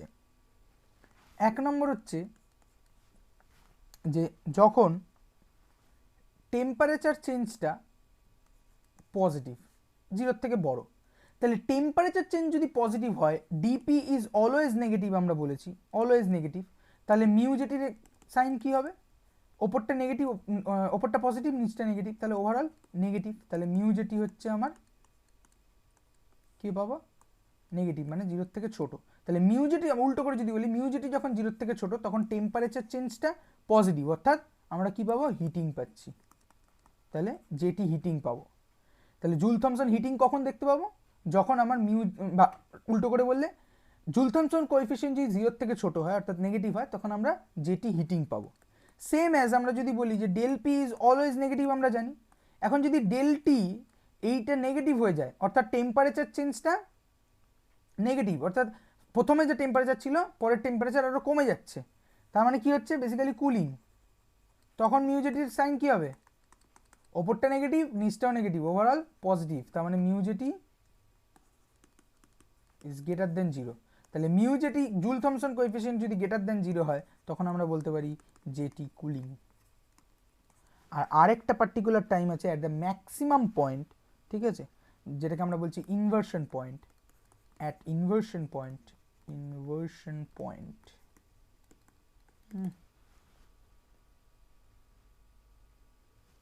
Inversion point mu JT is exactly equal to the 0, ঠিক আছে। আর এখানেই হচ্ছে আমার হিটিং কুলিং নিজেদের এফেক্টটা ইন্টারচেঞ্জ করে নেয়, ঠিক আছে। আর এই যে করসপন্ডিং টেম্পারেচারটা, ইনভার্সন পয়েন্টের যে করসপন্ডিং টেম্পারেচার টিআই, এটাকে বলা হয় ইনভার্সন টেম্পারেচার। এর আরেকটা আমরা দেখব একটু পরে, এর একটা মলিকুলার বেসিস আছে কেন এটাকে ইনভার্সন টেম্পারেচার বলা হচ্ছে কি বৃত্তান্ত, ঠিক আছে, এটা আমরা দেখতে পাই। আচ্ছা, 4 নম্বর পয়েন্ট হচ্ছে যেটা খুব ইম্পর্টেন্ট একটা ফ্যাক্ট, যে for ideal gas mu JT is 0 always. কারণ আইডিয়াল গ্যাসের ক্ষেত্রে না আমরা কুলিং এফেক্ট দেখতে পাবো, না আমরা হিটিং এফেক্ট দেখতে পাবো। এটারও মলিকুলার বেসিস বা ম্যাথমেটিক্যাল বেসিস আমি বলছি একটু পরে। আচ্ছা, এক্সপেরিমেন্টাল শোজ দ্যাট যেমন হিলিয়াম, হাইড্রোজেন, নিয়ন, এই সমস্ত কিছু গ্যাস আছে যাদের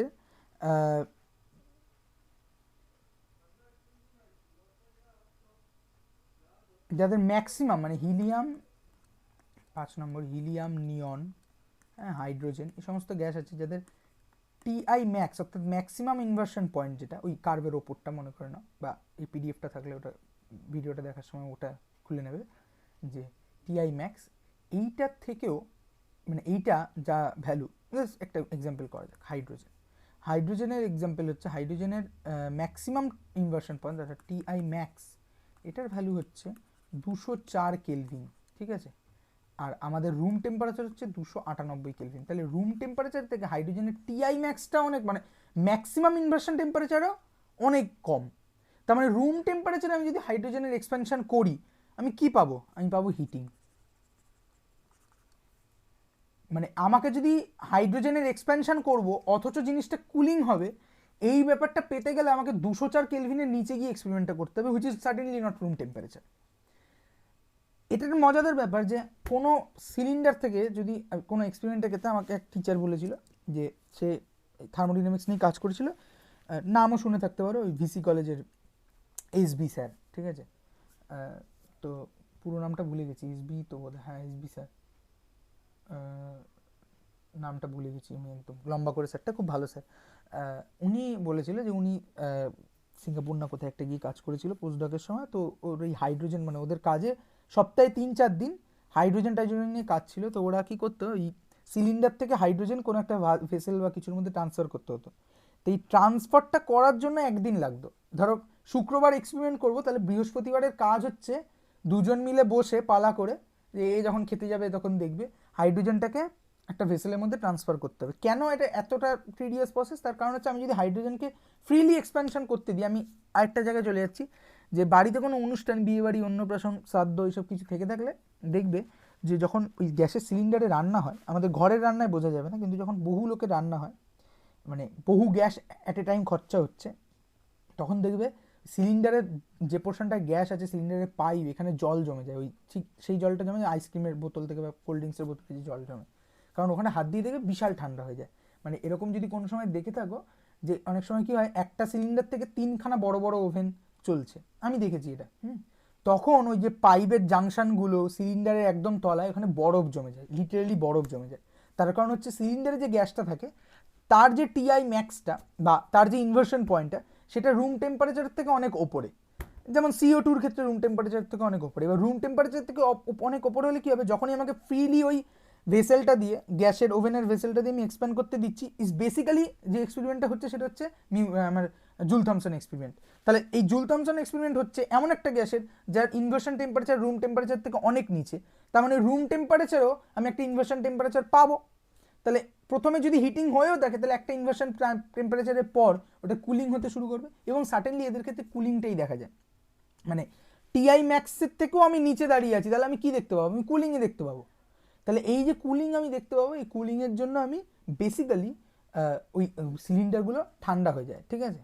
আরও একটা ছোট্ট উদাহরণ আছে, যে মুখে যদি আমি মানে অ্যাডায়াবেটিক্যালি এক্সপ্যান্ড করি গ্যাস, মানে ফু দেওয়া যাকে বলে, আমি যদি ফু দিই, হ্যাঁ, ফু দিলে পরে আমি কি দেখতে পাই,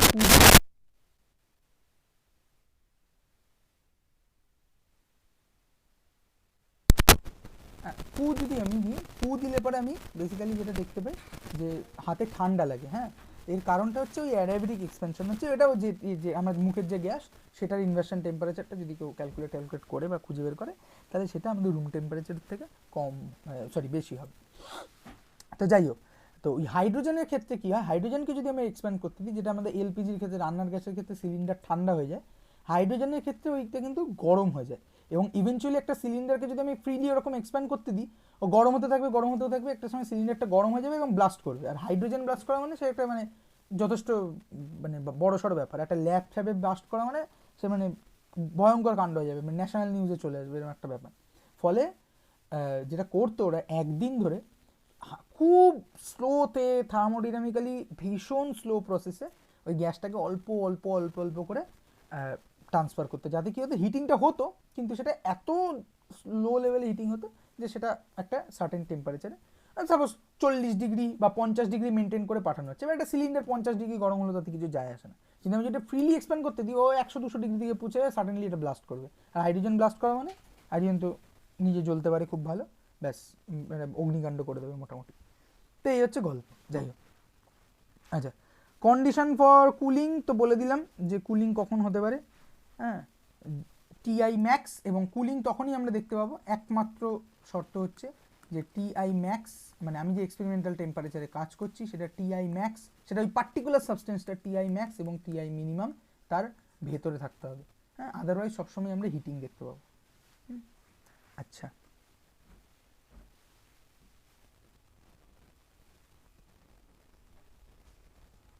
আচ্ছা আচ্ছা আচ্ছা, হয়ে গেল হয়ে গেল হয়ে গেল। আচ্ছা, এবার হচ্ছে এই যে জুল থমসন কোএফিসিয়েন্ট বললাম, এটাতে আমরা স্লোপ টোপ অমুক তমুক সমস্ত কিছু দিয়ে বুঝলাম, ইন টার্মস অফ এভরিথিং বুঝলাম, স্লোপের টার্মে বুঝলাম, del T del P at constant enthalpy সমস্ত কিছু বুঝলাম। কিন্তু দিনের শেষে আমাকে বুঝতে হবে যে এই আমার কোএফিসিয়েন্ট যখন আমি জেনারেট করছি একটা এক্সপেরিমেন্ট দিয়ে, তাহলে সেই কোএফিসিয়েন্টটা মাস্ট বি, হ্যাঁ, সেটার in terms of some measurable quantity. আমরা দিনের শেষে এক্সপেরিমেন্ট করতে কিছু মেজার করবো, তাহলে একটা কোএফিসিয়েন্ট আমি যখন পেয়েছি, হ্যাঁ, মিউ জেটি, এটাকে আমিকে in terms of measurable quantity আমাকে ডিনোট করতে হবে। মেজারেবল না হলে মানে না হলে ঠিক ব্যাপারটা থিওরিটিক্যাল থেকে গেলে চলবে না, হ্যাঁ, মেজারেবল কোয়ান্টিটি তাই আমাকে এটাকে ডিনোট করতে হবে, ঠিক আছে। আচ্ছা, তাহলে সেটা করা যাক। আচ্ছা, সাইক্লিক রুল নিয়ে এখানে কথা বলার কোনো জায়গা নেই, আমি ধরে নিচ্ছি তুমি সাইক্লিক রুল জানো। সেটা ধরে নিয়ে আমরা যদি ক্যালকুলেশন করি, নীল কালি পেন লাগবে আমার, সেটা নিয়ে ধরে নিয়ে যদি আমি ক্যালকুলেশন করি, তাহলে H is a function of temperature and pressure, এটা আমরা পেয়েছি। সেখানে আমি যদি ইউজিং সাইক্লিক রুল বা from cyclic rule we can write just differential ইকুয়েশনের গল্প, del H del T P into del T del P H into del P del H T is equal to -1, এটা from cyclic rule দেখে নেবে, আমি ধরে নিচ্ছি তুমি cyclic rule জানো। আচ্ছা, তাহলে আমি যদি এবার আমি বের করতে চাইছি কি, দেখো এই টার্মটা হচ্ছে আমার মিউ জেটি, তাহলে এইটার আমি মেজারেবল কোয়ান্টিটি বের করতে চাইছি, তাহলে এইটাকে বাদিকে রাখি, del T del T del P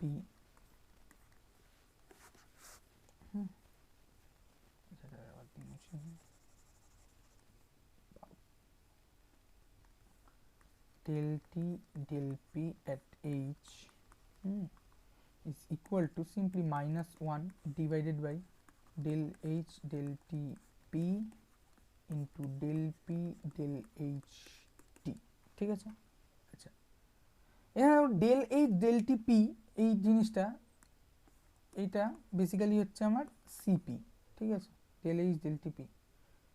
এই ফুল ডেরিভেশন করার জায়গা নেই, আমি যেগুলো এটা তুমি আশা করছি আমি মানে ধরে নিচ্ছি তুমি জানো del H del T P এটা হচ্ছে আমার কী বলে হিট ক্যাপাসিটি, এমনিও বোঝা যায়, মানে basically change of enthalpy with respect two temperature at constant pressure, সেটা কী হবে, hit capacity at constant pressure, ঠিক আছে।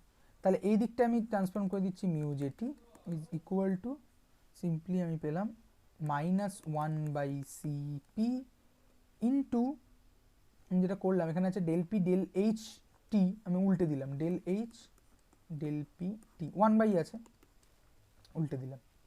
আচ্ছা, তাহলে এটা আমার ফাইনাল ইকুয়েশন পেলাম। নাও from thermodynamic equation of state, thermodynamic equation of state, এগুলো সব আমি বাই ডিফল্ট ধরে নিচ্ছি, তুমি জানো, কারণ তুমি শুধু আমাকে পড়াতে বলেছো হচ্ছে jetty expansion. del H del P at constant T is equal to V minus T into del V del TP, ঠিক আছে। और এটা কি, এটা হচ্ছে mu jetty is equal to V minus T into del V del TP।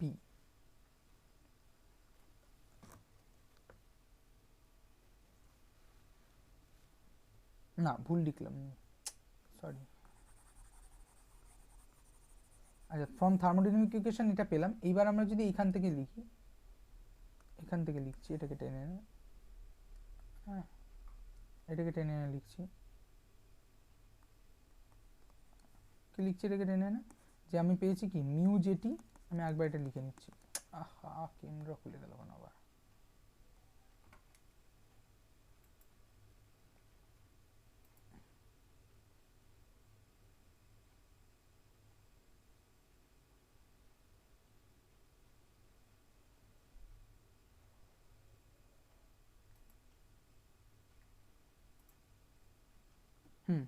Mu JT is equal two, আমার কোথায় গেল, আমি কি পেয়েছিলাম সব বলিয়ে দিল রে, -1 সিপি বাই, আচ্ছা তাহলে -1 by CP into del H del P T.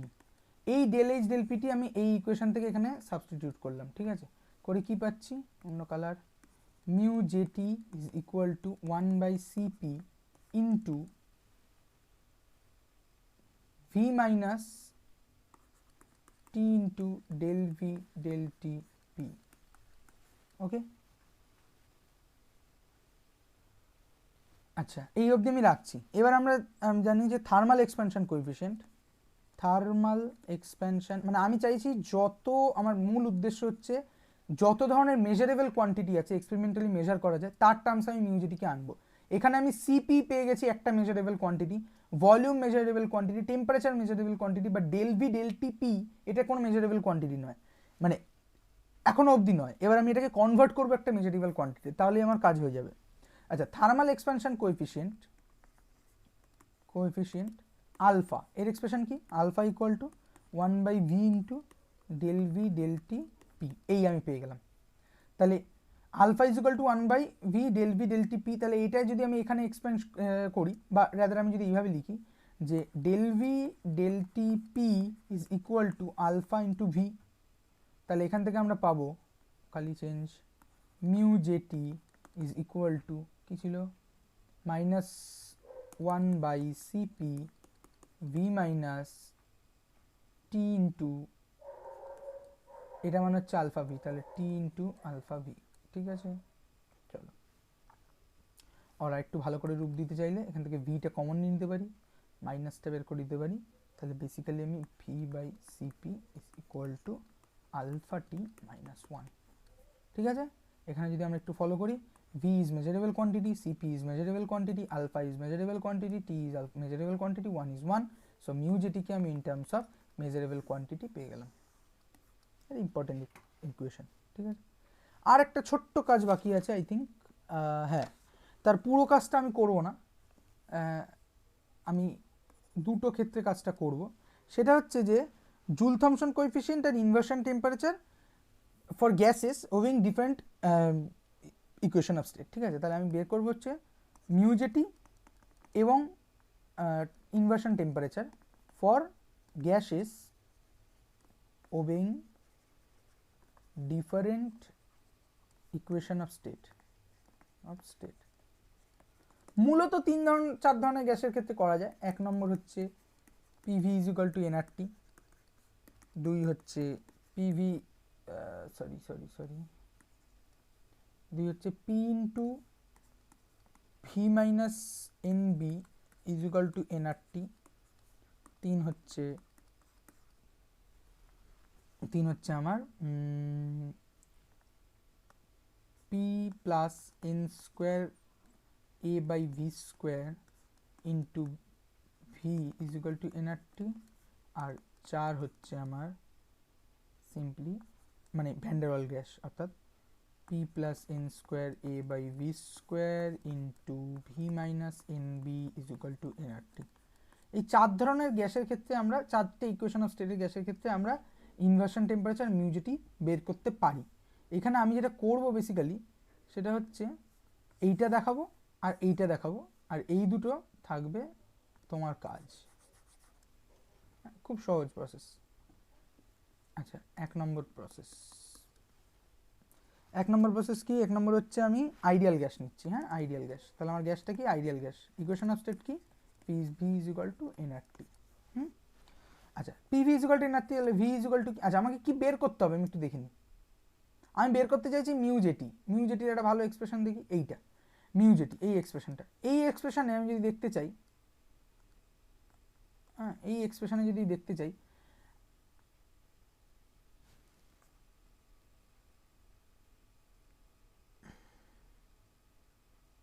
তাহলে আমার এখানে সিপিটিপি দরকার, অমুক টমুক দরকার, সঙ্গে দরকার এই ডেল ভি ডেল টিপি, এই জিনিসটা দরকার।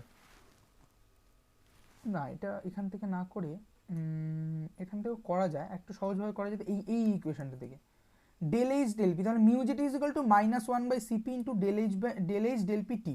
তাহলে আমাকে কোনো একটা পার্টিকুলার গ্যাসে del H del P T পেতে হবে। তাহলে আমি সিম্পলি -1/cp গুণ করে মিউজেটি পেয়ে যাব।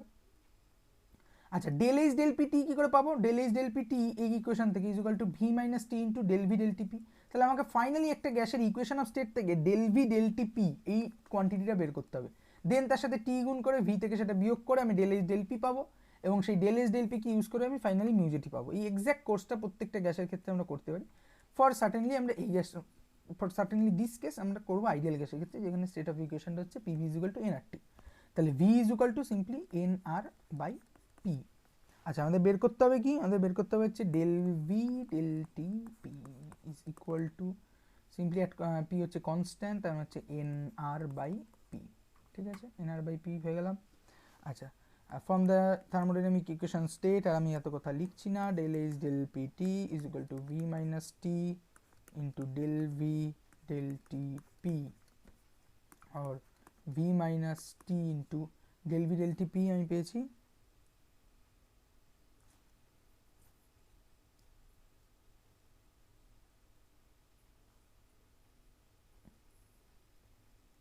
N R by P. ঠিক আছে, এন আর বাই পি। আচ্ছা, তাহলে V minus N R T by P মানে হচ্ছে আবার ভি, তাহলে কেটে গেল 0। তাহলে del H del P T হচ্ছে 0। তাহলে mu J T for ideal gas is equal to, আমরা আগেই বলেছিলাম, CP into del H del P T, তাই তো? তাহলে del H del P T পেয়েছি আমি 0, বসিয়ে দিই। তাহলে আবার বসিয়ে তো কথা লেখার কি আছে, 0। ঠিক আছে, তাহলে মিউ জে টি হচ্ছে 0 for ideal gas, Joule Thomson coefficient হচ্ছে 0। এবার বাকি দুটো গ্যাস অর্থাৎ P into V minus N B is equal to nRT, আর একটা হচ্ছে P plus N square A by V square into V is equal to nRT. এই দুটো গ্যাসের কাজ থাকলো বাড়িতে করে দেখার জন্য। ঠিক আছে, তাহলে তুমি শিখেছো কি না সেই একটা ইয়েও হবে, আবার একটু কনফিডেন্সও পাওয়া যাবে। আমরা বরং করি ইম্পর্টেন্ট যেটা, সেটা হচ্ছে ভ্যান ডার ওয়ালস। ঠিক আছে, ভ্যান ডার ওয়ালস গ্যাস, এর ক্ষেত্রে আমরা দেখতেছি। তাহলে ভ্যান ডার ওয়ালস গ্যাসের ইকুয়েশন অফ স্টেট কি? P plus N square A by V square into V minus N B is equal to N R T. Okay, very good. আচ্ছা, এখান থেকে আমাকে কী করতে হবে? ভি এর টার্মসে লিখতে হবে। ঠিক আছে, আগে সব গুণ করে দিই। P V is equal to P V minus N B P, তাই তো, plus N square A by V minus N cube A b V square is equal to N R T, সব গুণ করে দিলাম। আচ্ছা, এরপর আমরা স্টেপ জাম্প করবো। হ্যাঁ, rapid step jump. P V is equal to, সব এদিকে নিয়ে চলে যাই, N R T plus N B P minus N square A by V minus N cube A B by V square. Okay, so V is equal to P দিয়ে ভাগ N R T by P plus N B, এটা বড় P, P P কাটা গেল, minus N square A by V P minus N cube A B by V square into P লেখা উচিত আমার। আমি করলাম কি, ওপরে একটা পি গুণ করে দিলাম, নিচে একটা পি স্কোয়ার গুণ করে দিলাম, ঠিক আছে। আচ্ছা, এবার আমি একটা অ্যাজাম্পশান করবো। অ্যাজাম্পশানটা কিছুই না, অ্যাজাম্পশানটা হচ্ছে আমরা তো এখানে দেখতে পাচ্ছি ভ্যান ডার ওয়ালস গ্যাসের ক্ষেত্রে certainly PV is equal to nRT নয়, পি এর সঙ্গে আরও কিছু যোগ, ভি এর সঙ্গে কিছু একটা বিয়োগ দিয়ে তারপর এনআরটি। কিন্তু আমরা এখানে একটা অ্যাজাম্পশান করবো, এই তলার পিটাকে আমি এনআরটি লিখবো, ঠিক আছে। কেন লিখবো, যে এখানে আমরা পিভিকে এনআরটি দিয়ে রিপ্লেস করছি as a small correction term, the error induce, এটা একটা এরার ইনডিউস হচ্ছে নিজে, কিন্তু এরার ইনডিউসটা ভীষণই স্মল, ভীষণই নেগলিজিবলি স্মল হবে, ঠিক আছে। সেটা ফাইনাল কনক্লুশনে খুব একটা রিফ্লেক্ট হবে না। তার কারণ হচ্ছে যে বেসিক্যালি মানে কীভাবে বলি, পিভির সঙ্গে পি এর সঙ্গে কিছু একটা যোগ, ভি এর সাথে কিছু একটা গুণ টুন করে আমি এনআরটি পাচ্ছি বটে, কিন্তু সেই টার্মগুলো করে বড় টার্ম কিছু নয়। তাহলে আমি সিম্পলি এনআরটি বা এই পিকে একেও এনআরটি দিয়ে রিপ্লেস করছি, আর n B minus N square A by V into n PV is equal to, sorry কী করলাম,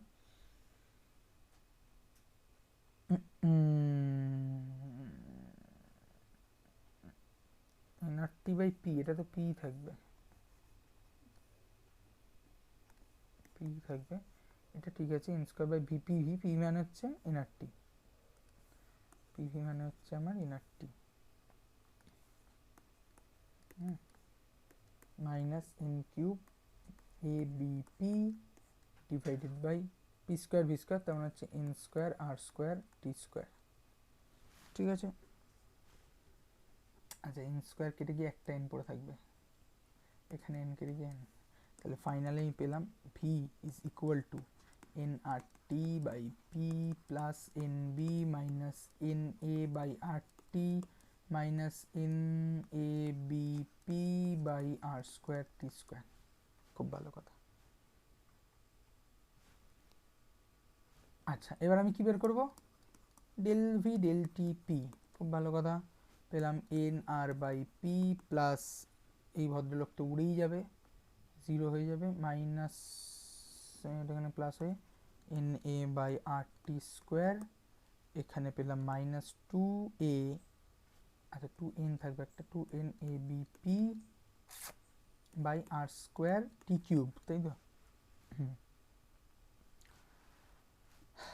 নাও del H del P, sorry del H del T P বের করতে হবে, এটা is equal to V minus T into del V del T P আর V minus এই পুরো জিনিসটা, তাহলে হচ্ছে, আচ্ছা এটাকে একটু বড় করে লিখতে হবে,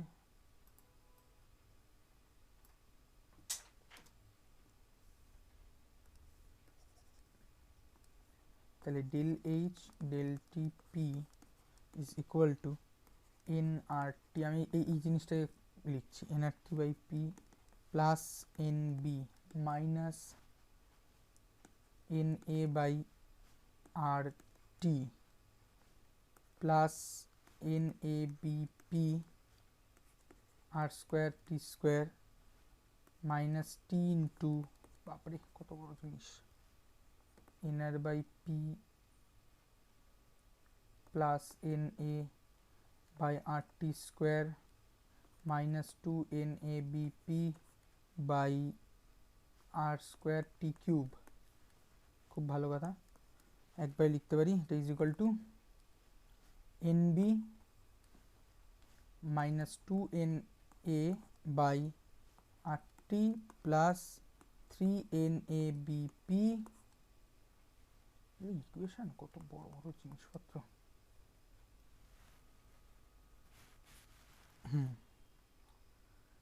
আচ্ছা, এটা মোটামুটি ডিরাইভ করলে এরকমই হবে। তারপরে সুতরাং আমার mu JT is equal to, আমি সিম্পলিফাই কি, ওয়ান বাই সিপি, একটা মাইনাস থাকবে, ডেল এইচ ডেল টিপি, তার মানে minus one by CP into এই পুরো জিনিসটা N B minus two N A by R T plus three N A B P by R square T square. Okay, finally এসব করে টোরে, ঠিক আছে। এই অবধি গিয়ে পৌঁছালে এবার এইখানে আমাদের কিছু অ্যাজামশান করতে হবে, ঠিক আছে? অ্যাজামশান কীরকম, যে যদি আমার এখানে একটা প্রেশার টার্ম ঢুকে আছে, অন্য কালিনী এখানে একটা প্রেশার টার্ম ঢুকে আছে, এখানে একটা টেম্পারেচার টার্ম ঢুকে আছে এবং সেটা স্কোয়ার। যদি আমি এরকম একটা রেঞ্জ কল্পনা করি, রেঞ্জটা কীরকম, যে রেঞ্জটা না, যে pressure is not too high,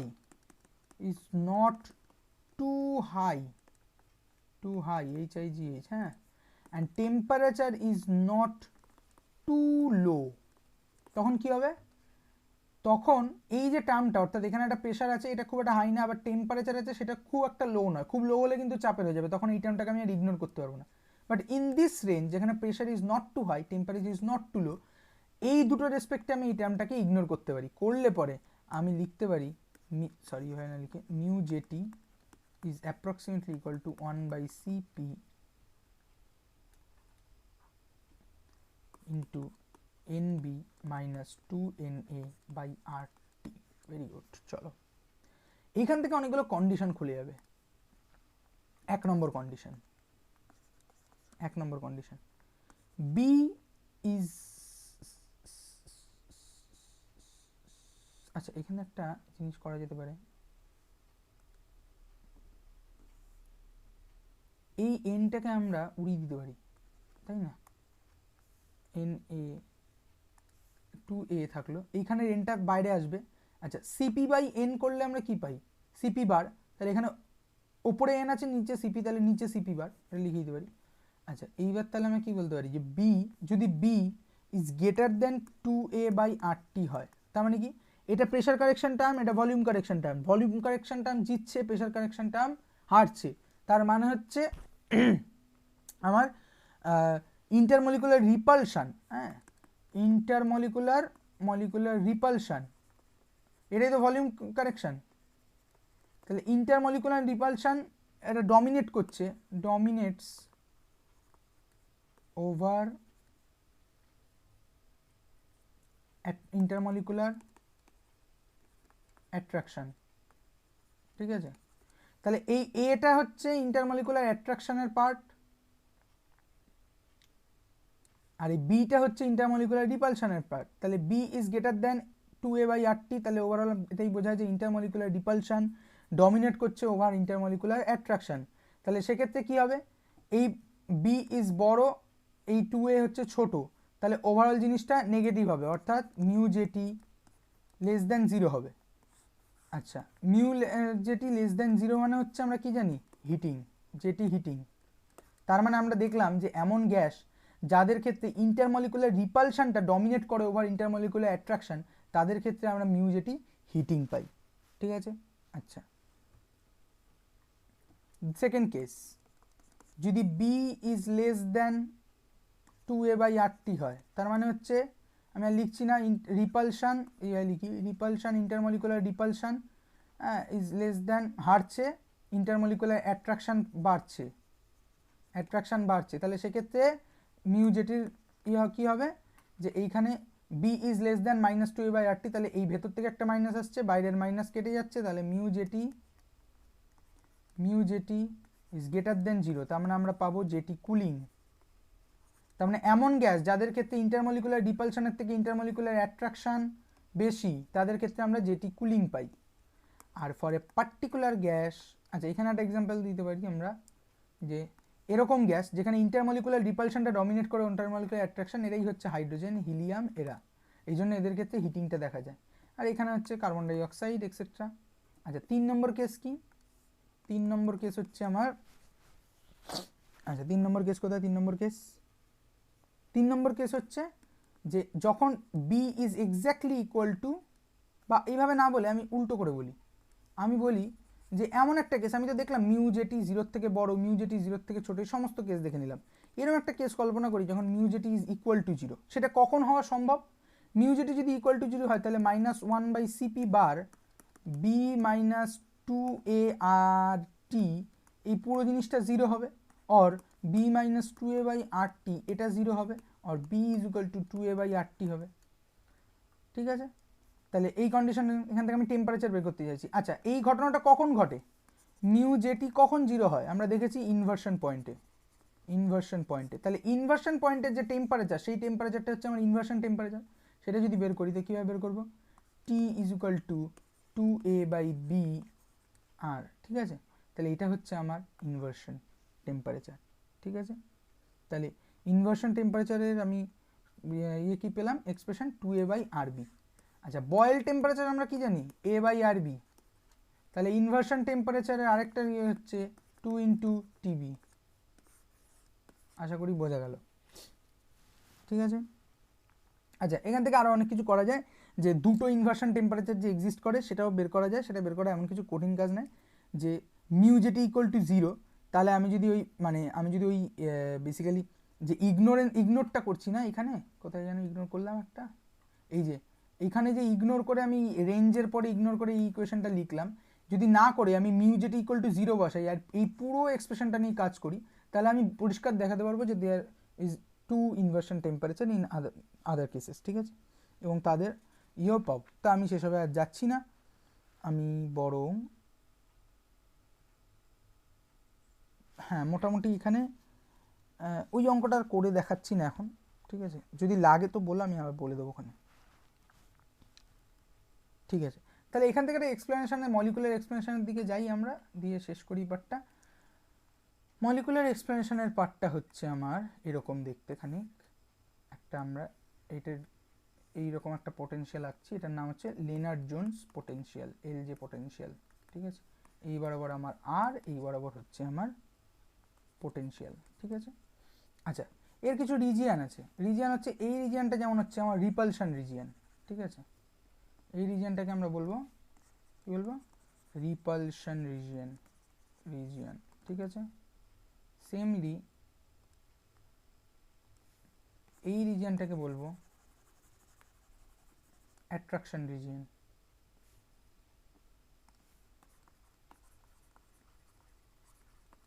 attraction region, ঠিক আছে। Attraction region, very good. আচ্ছা, এখানে কি হচ্ছে, যে সমস্ত গ্যাস এই অ্যাট্রাকশন রিজিয়নে আছে, অর্থাৎ যেখানে ইন্টারমলিকুলার অ্যাট্রাকশনটা ডমিনেট করছে ওভার দ্য ইন্টারমলিকুলার রিপালশন। আচ্ছা, এই কার্ভটা আমি অনেকবার আগে জায়গায় বলেছি, তা আমি একবার বলে দিচ্ছি যে একটা মলিকুল, দুটো মলিকুল এরকম, তারা যখন বেশ খানিকটা দূরে আছে, নিজেদের মধ্যে অ্যাট্রাকশন ফিল করছে, দেন যত কাছে আসছে অ্যাট্রাকশন বাড়ছে বাড়ছে বাড়ছে বাড়ছে, দেন একটা সার্টেন পয়েন্টে, যেটাকে আমি বলছি আর মিনিমাম বা ইকুইলিব্রিয়াম বন্ড ডিস্টেন্স বা ইকুইলিব্রিয়াম ডিস্টেন্স যাই বলি না কেন, সেইটা যখন পৌঁছাচ্ছে তখন তার পোটেনশিয়ালটা সবচেয়ে মিনিমাম হচ্ছে, অর্থাৎ পোটেনশিয়াল এনার্জি সবচেয়ে কম, অর্থাৎ মলিকুলটা সবচেয়ে স্টেবল। দেন যদি আমি তাদের মধ্যে ইন্টারমলিকুলার সেপারেশনটা আরও কমাতে চাই, তখন তাদের মধ্যে আস্তে আস্তে রিপালশন জেনারেট করবে এবং রিপালশন ডমিনেট করার সাথে সাথে এর পোটেনশিয়ালটা আবার বাড়তে শুরু করবে। এটা হচ্ছে লেনার্ড জোনস পোটেনশিয়ালের গল্প। এইবার যদি একটা মলিকুল তার অ্যাট্রাকশন রিজিয়নে থাকে, তখন কি হবে, যে মিউ যেটি কি করছে, মিউ যেটি আমি যদি খেয়াল করি, এটা একটা এক্সপ্যানশন, অর্থাৎ ইন্টারমলিকুলার সেপারেশনটা বাড়ছে। তাহলে এখানে ইন্টারমলিকুলার সেপারেশন যদি বাড়ে এই অ্যাট্রাকশন রিজিয়নে, তাহলে কি হয়, এই অ্যাট্রাকশন রিজিয়নে যদি আমার ইন্টারমলিকুলার সেপারেশন ইনক্রিজ করে, তাহলে পোটেনশিয়াল এনার্জিটা ইনক্রিজ করছে। আমি একটা এক্সাম্পল দিলে বুঝতে পারবো, এটা একটা অ্যাট্রাকশন রিজিয়ন তো। আচ্ছা, এখানে আমরা যদি দেখি এই জায়গাটায়, লেটস এটা R1, আমি গেলাম R2তে, তাহলে R1-এর থেকে R2 বড়, তার মানে ইন্টারমলিকুলার সেপারেশনটা বাড়ছে, তার জন্য পোটেনশিয়াল কী হলো, এখানে পোটেনশিয়াল ছিল এইটা, এখানে পোটেনশিয়াল হলো এইটা, তাহলে পোটেনশিয়াল বাড়লো। তাহলে এই যেটি এক্সপ্যানশন হলো, যদি সেটা অ্যাট্রাকশন রিজিয়নে থাকে কোনো একটা গ্যাস, তাহলে আমার কি হচ্ছে, আমার এখানে পোটেনশিয়াল এনার্জি সেটা ইনক্রিজ করছে। এবার যেহেতু টোটাল এনার্জি ফিক্সড, তাই পোটেনশিয়াল এনার্জি ইনক্রিজ করলে টোটাল এনার্জিটাকে ফিক্স রাখার জন্য কাইনেটিক এনার্জিকে ডিক্রিজ করতে হবে। আর কাইনেটিক এনার্জি ডিক্রিজ করলে আমরা জানি যে কোন একটা গ্যাসের kinetic energy is exact manifestation of its temperature. তাহলে কাইনেটিক এনার্জি যদি ডিক্রিজ করে, টেম্পারেচারও ডিক্রিজ করবে। সেম অ্যাজ যদি আমরা রিপালশন রিজিয়নে যাই, ঠিক আছে, সেম অ্যাজ যদি আমরা রিপালশন রিজিয়নে যাই, তাহলে কি হবে, তাহলে আমরা দেখতে পাবো যে এই রিপালশন রিজিয়নে আমি যদি দুটো আর নিই, আমার একটা অন্য কালি নিয়ে যাবো, এই একটা আর আমার, আর এই একটা আর, এই দুটো আর এর ক্ষেত্রে আমরা যদি দেখি যে এই আর এর ক্ষেত্রে আমার পোটেনশিয়াল এনার্জি হচ্ছে এইটা, এই আর এর ক্ষেত্রে আমার পোটেনশিয়াল এনার্জি হচ্ছে এইটা, বা আরেকটু ছোট করে নিই, এই জায়গাটা নিই, এইটা, লেটস এইটা। তাহলে এইখানে আমরা দেখতে পাচ্ছি যে এক্সপ্যানশন হবে মানে কি, আর সবসময় বাড়বেই, তাহলে এদিক থেকে এদিকেই যাবে। তাহলে আমার আগে ছিল এইখানে পোটেনশিয়াল এনার্জিটা এইটা, এখন হলো পোটেনশিয়াল এনার্জিটা, তাহলে রিপালশন রিজিয়নে যদি আমি জেটি এক্সপ্যানশন করি তাহলে পোটেনশিয়াল এনার্জি কমছে। সেম অ্যাজ পোটেনশিয়াল এনার্জি যেহেতু কমছে টোটাল এনার্জিকে ফিক্স রাখার জন্য কাইনেটিক এনার্জি বাড়বে। তাহলে কাইনেটিক এনার্জি যদি বাড়ে, kinetic energy is exact manifestation of the temperature in case of gas. তাহলে কাইনেটিক এনার্জি বাড়া মানে হচ্ছে টেম্পারেচার বাড়বে। তাহলে একটা গ্যাস যদি রিপালশন রিজিয়নে থাকে, অর্থাৎ তার ইন্টারমলিকুলার রিপালশনটা ইন্টারমলিকুলার অ্যাট্রাকশনের ওপরে ডমিনেট করছে, তাহলে সেই গ্যাসটা জেটি এক্সপ্যানশনে আমাকে হিটিং দেবে।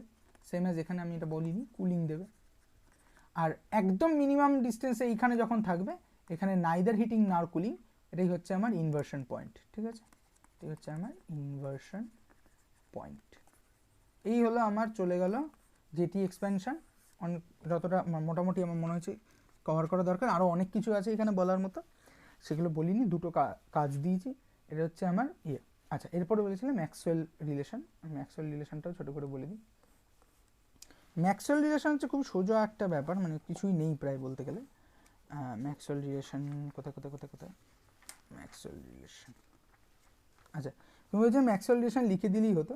আমি ম্যাক্সওয়েল রিলেশন ছোট্ট করে আমি বলে দিচ্ছি, ঠিক আছে, মানে ফান্ডামেন্টাল জায়গাটাও বলে দিচ্ছি। ম্যাক্সওয়েল রিলেশন, আচ্ছা এই ম্যাক্সওয়েল রিলেশন হচ্ছে কিছু ম্যাথামেটিক্যাল রিলেশন এই থার্মোডাইনামিক্স ক্রাইটেরিয়াগুলোকে নিয়ে।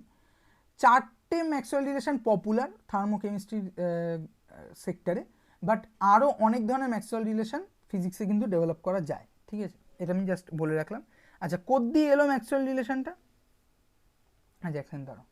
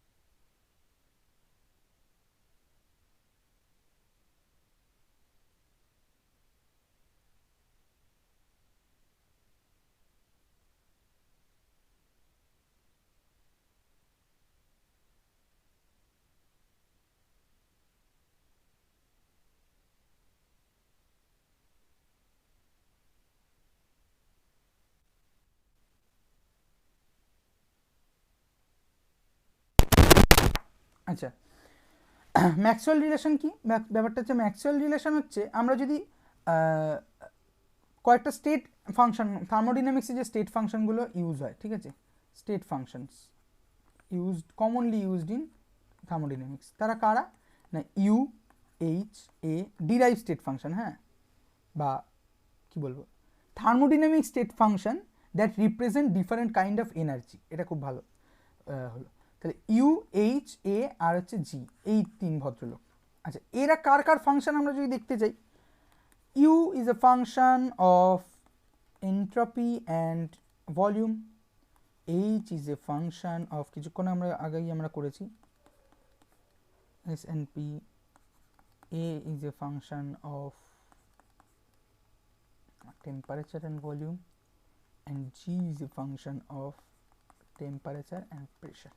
ঠিক আছে, আচ্ছা এইগুলোর উপর ভিত্তি করে আমরা যদি বলি যে এই ডি ইউ, ডিএইচ, ডিজি, এগুলো সব আমার ডিএইচ, ডিইউ, ডিজি, হ্যাঁ, এগুলো সব এক্স্যাক্ট ডিফারেন্সিয়াল হবে, এবং সেই এক্স্যাক্ট ডিফারেন্সিয়ালটা আমি লিখতে চাইছি। কীভাবে লিখবো? খুব সহজ লেখা, সেটা হচ্ছে যে আমি এখানে কি পেয়েছি, বেসিক্যালি থার্মোডাইনামিক স্টেট ফাংশন, এবং তাকে আরও কিছু ফান্ডামেন্টাল স্টেট ফাংশনের আন্ডারে আমি ঢুকিয়েছি। ঠিক আছে, যে U is a function of, আমি ইউ দিয়েই করছি, U is a function of entropy and volume. তাহলে আমি যদি ডিইউ লিখতে চাই, তাহলে ডিইউ কী হবে? ডিইউ হচ্ছে simply TDS minus PDV. সেমলি DH কী হবে? টিডিএস, এগুলো তুমি জানো, আমি তাও বলছি, ভিডিপি কেন বলছি একটু পরে বুঝতে পারবে। DA is equal to SDT minus PdV, and DG is equal to G, DG is equal to minus SDT plus VdV. এইগুলোকে বলা হয় Gibbs 4 fundamental fundamental equation of thermodynamics. ঠিক আছে, এই চারটেই মনে রাখা খুব ভীষণ ইম্পর্টেন্ট, মানে মনে থাকলে ভালো, না হলে ডিরাইভ করে নিয়ে যদি বের করা যায় তো ভালো। আচ্ছা, এইবার আমরা যদি দেখি যে যেহেতু এই ভদ্রলোকরা এই যে এই ইউ এ এইচ জি এরা সবাই স্টেট ফাংশন, তাহলে স্টেট ফাংশনের একটা বেসিক ক্রাইটেরিয়া হচ্ছে এদেরকে অয়েলার রেসিপ্রোসিটি মেনে চলতেই হবে। ঠিক আছে, অয়েলার্স রেসিপ্রোসিটি মেনে চলতেই হবে। হ্যাঁ, এটাকে ফলো করতে হবে। যেহেতু এটা ফলো করতে হবে, অয়েলার্স রেসিপ্রোসিটি আমাকে কি বলে যে আমি যদি ইউ এর রেসপেক্ট করি তাহলে del you del S del V is equal to del two you del V del S. এই যে একটা শর্ত স্টেট ফাংশনের উপরে লাগে যে এদেরকে অয়েলার রেসিপ্রোসিটি মেনটেন করে চলতে হবে, আর এরা সবাই Euler state function U H A G, তাহলে এই ফান্ডামেন্টাল ক্রাইটেরিয়াটাকে যে অয়েলার রেসিপ্রোসিটি মেনে চলতে হবে ইউজ করে আমরা কিছু রিলেশানে গিয়ে পৌঁছাতে পারি। ঠিক আছে, কীরকমভাবে পৌঁছাতে পারি? আমি ইউ দিয়েই শুরু করছি। ইউ এর এক্সপ্রেশনটা কি?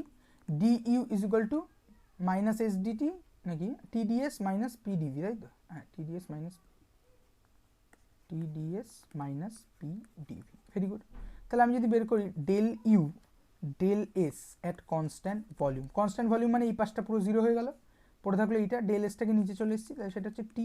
সেমলি আমি যদি বের করি del you del V at constant S, তাহলে এই পার্টটা পুরো জিরো হয়ে গেল, পড়ে থাকলো এইটা, এটা হচ্ছে মাইনাস পি। ঠিক আছে, আচ্ছা এবার আমি কি করছি, del del V of del you del S V is equal to কী হবে? Del del V of T at constant S. ঠিক আছে, তাহলে আমরা এটা পেলাম। কি একটা করলাম ভুলভাল মনে হচ্ছে কিছু। ও হ্যাঁ, এটা টি কেন, এটা ভি হবে তো, তাই ভাবছি। তাহলে আমাদের ছিল হচ্ছে বেসিক্যালি আমি পৌঁছাতে চাইছি কোথায়? আমি পৌঁছাতে চাইছি এইখানে, del two you del S del V. তাহলে আমাকে ছিল del you del S at constant V, আমি এটাকে আবার ডিফারেন্সিয়েট করলাম at with respect to V, তার মানে del del V of del you del S at constant V is equal to basically del del V of এটা equal to আমি কত পেয়েছি? টি। তাহলে del T del V at constant S, তাহলে আমি পেলাম del T del V at constant S. ঠিক আছে, সেমলি আমি যদি উল্টো অন্য পাশটা দিয়ে শুরু করি, অন্য পাশটা কী ছিল? Del you del V s equal to minus p, আমি লিখি del you del V at constant t, constant t না, constant s is equal to minus p. এবার আমি কী করছি, এখানে ভি আছে তাহলে এস এর রেসপেক্টে দিচ্ছি del S del you del V S, এটাকে আমি যদি খুব ভালো করে লিখি তাহলে এখানে লিখতে হয় বেসিক্যালি এটা at constant volume. At constant volume, তাহলে এটাকে আমি লিখতে পারি basically del del S of minus P at constant volume or minus del P del S at constant volume. এবার আমরা কি জানি, আচ্ছা এই পাশটা কী হলো? এই পাশটা লিখলাম না, এই পাশটা হচ্ছে তাহলে আমার হলো del two you del S del v, আর এই পাশটা কী হলো? কোথায় এই দিকটা, এটাও লেখা হয়নি, এটা আমি লিখে দিচ্ছি আরেকবার। এখানটা কী হলো তাহলে? এখানটা হলো del two you del V del s. এখন আমরা কি জানি যে এই del two you del V del s is equal to del two you del S del V, তাহলে del t u del V del S equal to কত পেয়েছি আমরা পেয়েছি এইটা ডেল টি ডেল ভি এস, তাহলে আমরা লিখছি del T del V s is equal to এদিকে কত পেয়েছি? Minus del P del S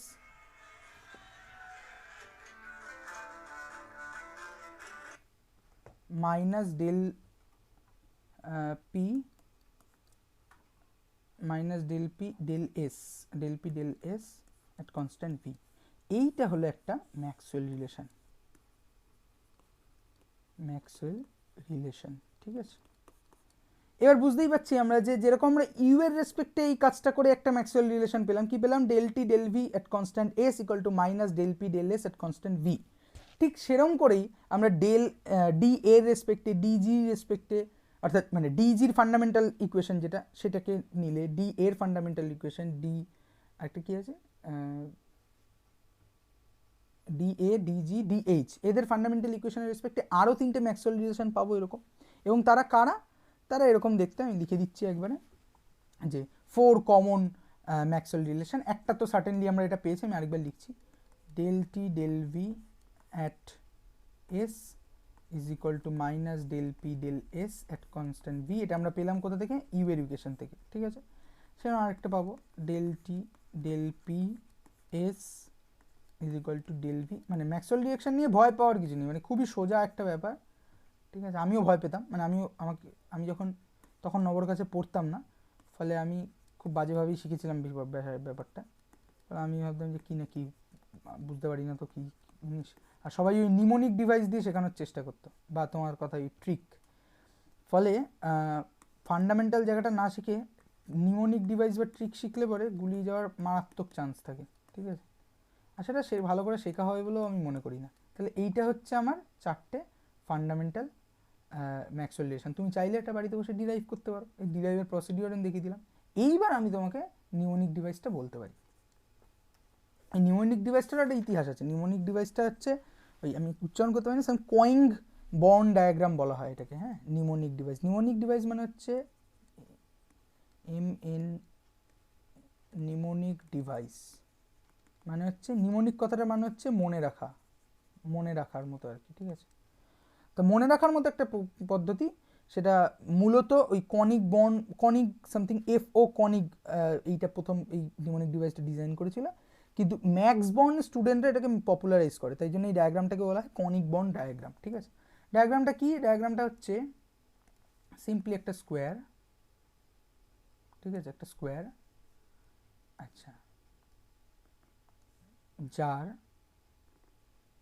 এই দিক থেকে এরকম একটা দাগ রয়েছে। এই অ্যারোটা খুব ইম্পর্ট্যান্ট, অ্যারোটা আমাদেরকে মাথায় রাখতে হবে, সরি কন্ট্রোল জেড।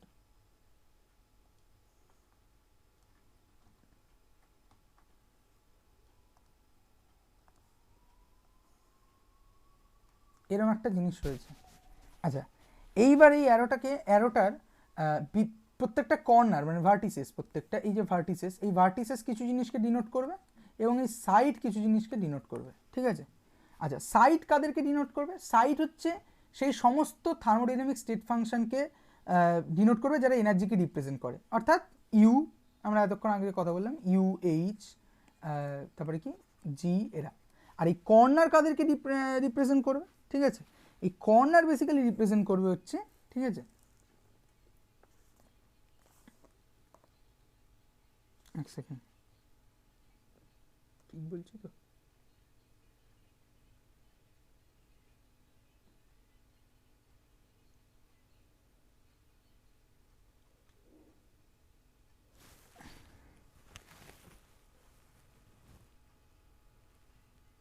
হ্যাঁ আচ্ছা ঠিকই আছে। কর্নারগুলো রিপ্রেজেন্ট করবে হচ্ছে আমার বেসিক্যালি কমন কনজুগেট ভ্যারিয়েবলস, ঠিক আছে, ভ্যারিয়েবলস অর্থাৎ এস পি ভি টি, এইগুলোই মোটামুটি আমার থার্মোডাইনামিক ভ্যারিয়েবল। আর সাইডগুলো রিপ্রেজেন্ট করবে কি, সাইডগুলো হচ্ছে আমার state function which represent thermodynamic state function which represents কি রিপ্রেজেন্ট করে, এনার্জিটা, ঠিক আছে। এই যেটা বললাম আর কি, এক্সাক্ট টার্মটা কি বললাম যেন তখন, কোথায় একটু লিখে রেখেছিলাম, state function that represent different kind of energy, ঠিক আছে। অর্থাৎ হচ্ছে আমার ইউ এইচ এ জি, ঠিক আছে। আচ্ছা, কীভাবে রিপ্রেজেন্ট করবে, আমি একটা কাজ করি, একটা এই জিনিসটাকে কপি হচ্ছে না, আচ্ছা ছাড়ি,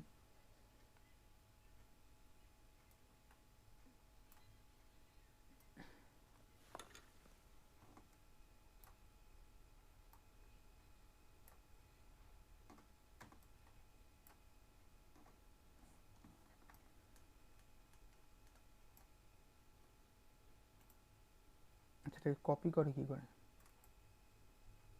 কপি পেস্ট, হ্যাঁ ঠিক আছে।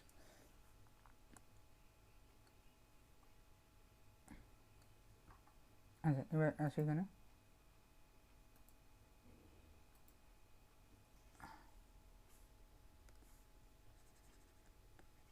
হ্যাঁ এবার এইখানে আমরা লিখবো কি করে, এইখানে হচ্ছে আমাকে মানে যদি ভ্যারিয়েবল থেকে শুরু করি তাহলে হচ্ছে প্রথমে এইভাবে লেখা ভালো, কোনো ভ্যারিয়েবলগুলোকে এইভাবে লিখবো, যে এর সব গল্প আছে অনেক, কবিতার মতো করে লোকে মনে রাখে। এসপিটি ভি, এটাকে আমরা লিখবো ক্লকওয়াইজ ডিরেকশানে, এস পি টি ভি, ঠিক আছে, ক্লকওয়াইজ ডিরেকশানে লিখলাম। সেমলি আর যে আছে ইউএইচ জি এ, হ্যাঁ ইউএইচ জি এ, এটাকে আমি কীভাবে লিখবো, এটাকে আমরা ক্লকওয়াইজ ডিরেকশানে লিখবো, ইউএইচ জি এ। এবার ভালো করে দেখলে পরে আমরা বুঝতে পারবো যে আমরা বলেছিলাম U is a function of কি, একদম উপরে যাই, কোথায় কোথায় কোথায় কোথায় কোথায়, U is a function of entropy and volume, এই দুটো কনজুগেট ভ্যারিয়েবল। তাহলে আমরা ইউকে এমনভাবেই লিখেছি যার এক সাইডে আছে এস, এক সাইডে আছে ভি, সেরকম হচ্ছে এ ভি আর টি এই দুটো কনজুগেট ভ্যারিয়েবলের ফাংশন। তাহলে এ কে আমি এমনভাবেই লিখেছি, একদিকে আছে ভি একদিকে আছে টি, সেম জি সেম পি। আচ্ছা এখান থেকে আমরা ম্যাক্সওয়েল রিলেশন কীভাবে লিখতে পারি, ম্যাক্সওয়েল রিলেশন লিখতে পারার হচ্ছে, আমি কার ম্যাক্সওয়েল রিলেশন লিখতে চাই সেটা আমাকে ধরতে হবে, কোন একটা সাইডের রেসপেক্টে ধরতে হবে, যেমন আমি জি এর রেসপেক্টে লিখছি সাপোজ, ঠিক আছে, জি এর রেসপেক্টে। তাহলে আমাকে জি এর থেকে সব থেকে দূরের একটা ভার্টিসেসে যেতে হবে। জি এর কতগুলো ভার্টিসেস আছে জি এর কাছাকাছি, এইটা একটা ভার্টিসেস, এইটা একটা ভার্টিসেস, এইটা একটা ভার্টিসেস, এইটা একটা ভার্টিসেস। জি এর থেকে সব থেকে দূরের ভার্টিসেস কোনটা, এইটা অথবা এইটা, যে কোনো একটা দিয়ে আমি শুরু করতে পারি। যে কোনো একটা দিয়ে শুরু করার পর আমাকে প্রথমে ক্লকওয়াইজ লিখতে হবে বা প্রথমে অ্যান্টি ক্লকওয়াইজ লিখতে হবে, তারপরে ক্লকওয়াইজ লিখতে হবে। দেখলে পরে বুঝতে পারবো ব্যাপারটা কি। তাহলে জি এর থেকে সব থেকে দূরে হচ্ছে আমার এস বা ভি, আমি এস থেকে শুরু করছি, তাহলে আমি লিখবো ডেল এস ক্লকওয়াইজ, ঠিক আছে, আমি ক্লকওয়াইজ লিখতে চাইছি, ক্লকওয়াইজ মানে হচ্ছে এইভাবে লিখি, ঠিক আছে, এইভাবে লিখি। তাহলে del S del P at constant T is equal to, এটা গেল ক্লকওয়াইজ। এবার আমরা যাব কি অ্যান্টি ক্লকওয়াইজ, কিন্তু শুরুটা করবো কোথা থেকে, এটা টিতে এসে শেষ হয়েছে, শুরু করবো ভি থেকে।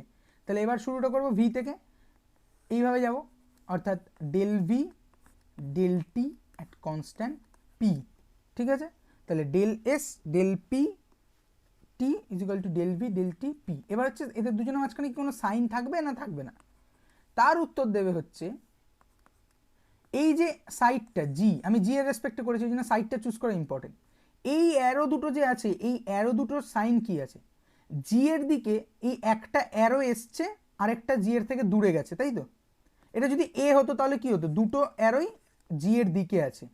বা এটা যদি এইচ হতো তাহলে কি হতো, দুটো অ্যারোই জি এর এইচ এর থেকে দূরে চলে গেছে। কিন্তু জি এর দিকে কি হচ্ছে না, একটা অ্যারো জি এর দিকে এসছে, এই যে এই অ্যারোটা, আর একটা অ্যারো জি এর থেকে দূরে গেছে, তাহলে এদের একটা নেট সাইন থাকবে। সে সাইন আমি যে দিয়ে খুশি দিতে পারি, এদিকেও দিতে পারি এদিকেও দিতে পারি, কিন্তু একদিকে দেবো যে কোনো, আমি এটাই পছন্দ করলাম। তাহলে এটা একটা ম্যাক্সওয়েল রিঅ্যাকশন, দেখো del S del P del T is equal to minus del V del T P. এরকম যদি আমি ইউ এর রেসপেক্টে করতাম, ইউ এর রেসপেক্টে আমি ডিরাইভ করেছি, তাহলে ইউ এর রেসপেক্টেটা আমি এখানেও করে দেখাই। ইউ এর রেসপেক্টে যদি করতাম, তাহলে ইউ এর রেসপেক্টে করলে কি হবে, ইউ এর সব থেকে কাছের যদি আমরা দেখি, কাছের ভার্টিসেস হচ্ছে এস অ্যান্ড ভি, আর দূরের ভার্টিসেস হচ্ছে পি অ্যান্ড টি। তাহলে যে কোনো একটা শুরু করতে পারি, আমি পি এর রেসপেক্টে শুরু করছি, ঠিক আছে, পি এর রেসপেক্টে শুরু করছি এবং আমি যাচ্ছি প্রথমে অ্যান্টি ক্লকওয়াইজ, তাহলে পি এস ভি এরকম যাব। তাহলে যাই আমি কি লিখবো, del P del S at constant volume is equal to, তাহলে আমার ভিতে গিয়ে শেষ হচ্ছে, শুরুটা হবে পরে টি থেকে, এটা এসছিলাম অ্যান্টি ক্লকওয়াইজ, তাহলে এটা যাব আমি ক্লকওয়াইজ, মানে এরকম। তাহলে হচ্ছে টি ভি আর এস, তাহলে আমি লিখবো del T del V at constant S. আচ্ছা নেট সাইন কি হবে, ইউ এর ক্ষেত্রে একটা ইউ এর থেকে দূরে চলে যাচ্ছে অ্যারো, আরেকটা ইউ এর কাছাকাছি আসছে, তাহলে এদের ক্ষেত্রে একটা নেট সাইন থাকবে। তাহলে যে কোনো একদিকে মাইনাস দিয়ে দিলাম, দেখো এটা একটা, এই রিলেশনটা আমরা পেয়েছি, del P del S equal to, মানে মাইনাসটা এদিকে লিখি বা এইদিকে লিখি, যা কোনো ব্যাপার না, আমরা যেটা লিখেছিলাম সেটা এইদিকে মাইনাসটা লিখেছিলাম, কোনো ব্যাপার না। তাহলে আশা করি বোঝা গেল নিউমোনিক ডিভাইসটা কি। নিউমোনিক ডিভাইসটা আমি আরেকবার বলে দিচ্ছি, যে প্রত্যেকটা ভার্টিসেসে কনজুগেট ভ্যারিয়েবলগুলো থাকবে, তারা হচ্ছে এস, মানে ক্লকওয়াইজ SPTV, আর প্রত্যেকটা এজে আমার যে ফান্ডামেন্টাল স্টেট ফাংশনগুলো তারা থাকবে, সেটা হচ্ছে যে কোনো এক জায়গা থেকে শুরু, ইউ থেকে যদি শুরু করি তাহলে UHGA ক্লকওয়াইজ, এবং আমাকে মাথায় রাখতে হবে যে আমি যে স্টেট ফাংশনটা লিখছি সেটার যে কনজুগেট ভ্যারিয়েবল বা যে দুটো কনজুগেট ভ্যারিয়েবলের উপর এই ফাংশনটা ডিপেন্ডেন্ট, যেমন ইউ এর ক্ষেত্রে এস আর ভি, ইউ এর দুপাশের যে ভার্টিসেস সেটাতে একটা এস থাকবে একটা ভি থাকবে। এবার নিয়মটা কি, যে কোন একটা সাইডকে আমি টার্গেট করবো, লেটস সে ইউ এর রেসপেক্টে বা এ এর রেসপেক্টে, তার থেকে দূরের যে দুটো ভার্টিসেস আছে, তার কাছের দুটো ভার্টিসেস নয়, এই দুটো ভার্টিসেস নয়, তার থেকে দূরের যে ভার্টিসেস আছে তার যে কোনো একটা ভ্যারিয়েবলকে আমি চুজ করবো, দেন একবার ক্লকওয়াইজ যাব, গিয়ে লিখবো যেখান থেকে শুরু করছি ডেল সেটা, তারপর নিচে লিখলাম, তারপরে যেখানে গিয়ে এই ক্লকওয়াইজ যাওয়াটা শেষ হচ্ছে তার পাশের ভ্যারিয়েবলটা চলে যাবো, দেন অ্যান্টি ক্লকওয়াইজ যাবো, লিখলাম দুপাশে ইকুয়াল দিই। এবার এদের মাঝখানে সাইন থাকবে কি সাইন থাকবে না সেটা কী করে ডিনোট হবে, যে আমি যে সাইডটা ধরেছিলাম, এক্ষেত্রে যদি ইউ হয় তাহলে আমি দেখবো সেই সাইডে অ্যারোর কি পজিশন আছে, সেই সাইডে আমি দেখছি যে একটা অ্যারো এসছে একটা অ্যারো চলে গেছে, তাহলে অ্যারোটা ডিফারেন্ট আছে, তাহলে এক্ষেত্রে একটা নেট সাইন থাকবে। এবার আমি ইকুয়েশনের যে কোনো একটা সাইডে আমি নেগেটিভ বসিয়ে দিতে পারি, ঠিক আছে। আর যদি এরকম হয়, যদি এইচ এর রেসপেক্টে হয় যে দুটো অ্যারোই এর থেকে বেরিয়ে গেছে, তাহলে দুটো অ্যারোরই পজিশন সেম, স্ট্যাটাস সেম, তাহলে এই ক্ষেত্রে কোনো নেট সাইন হবে না। বা এর ক্ষেত্রে দুটো অ্যারোই তার দিকে ঢুকেছে, স্ট্যাটাস সেম, তাহলে এর ক্ষেত্রে কোনো নেট সাইন হবে না। আশা করি ম্যাক্সওয়েল রিলেশন, জেটি এক্সপেনশন বোঝা গেল। এরপরে বাকিটা যোগাযোগ করে নেব, ঠিক আছে।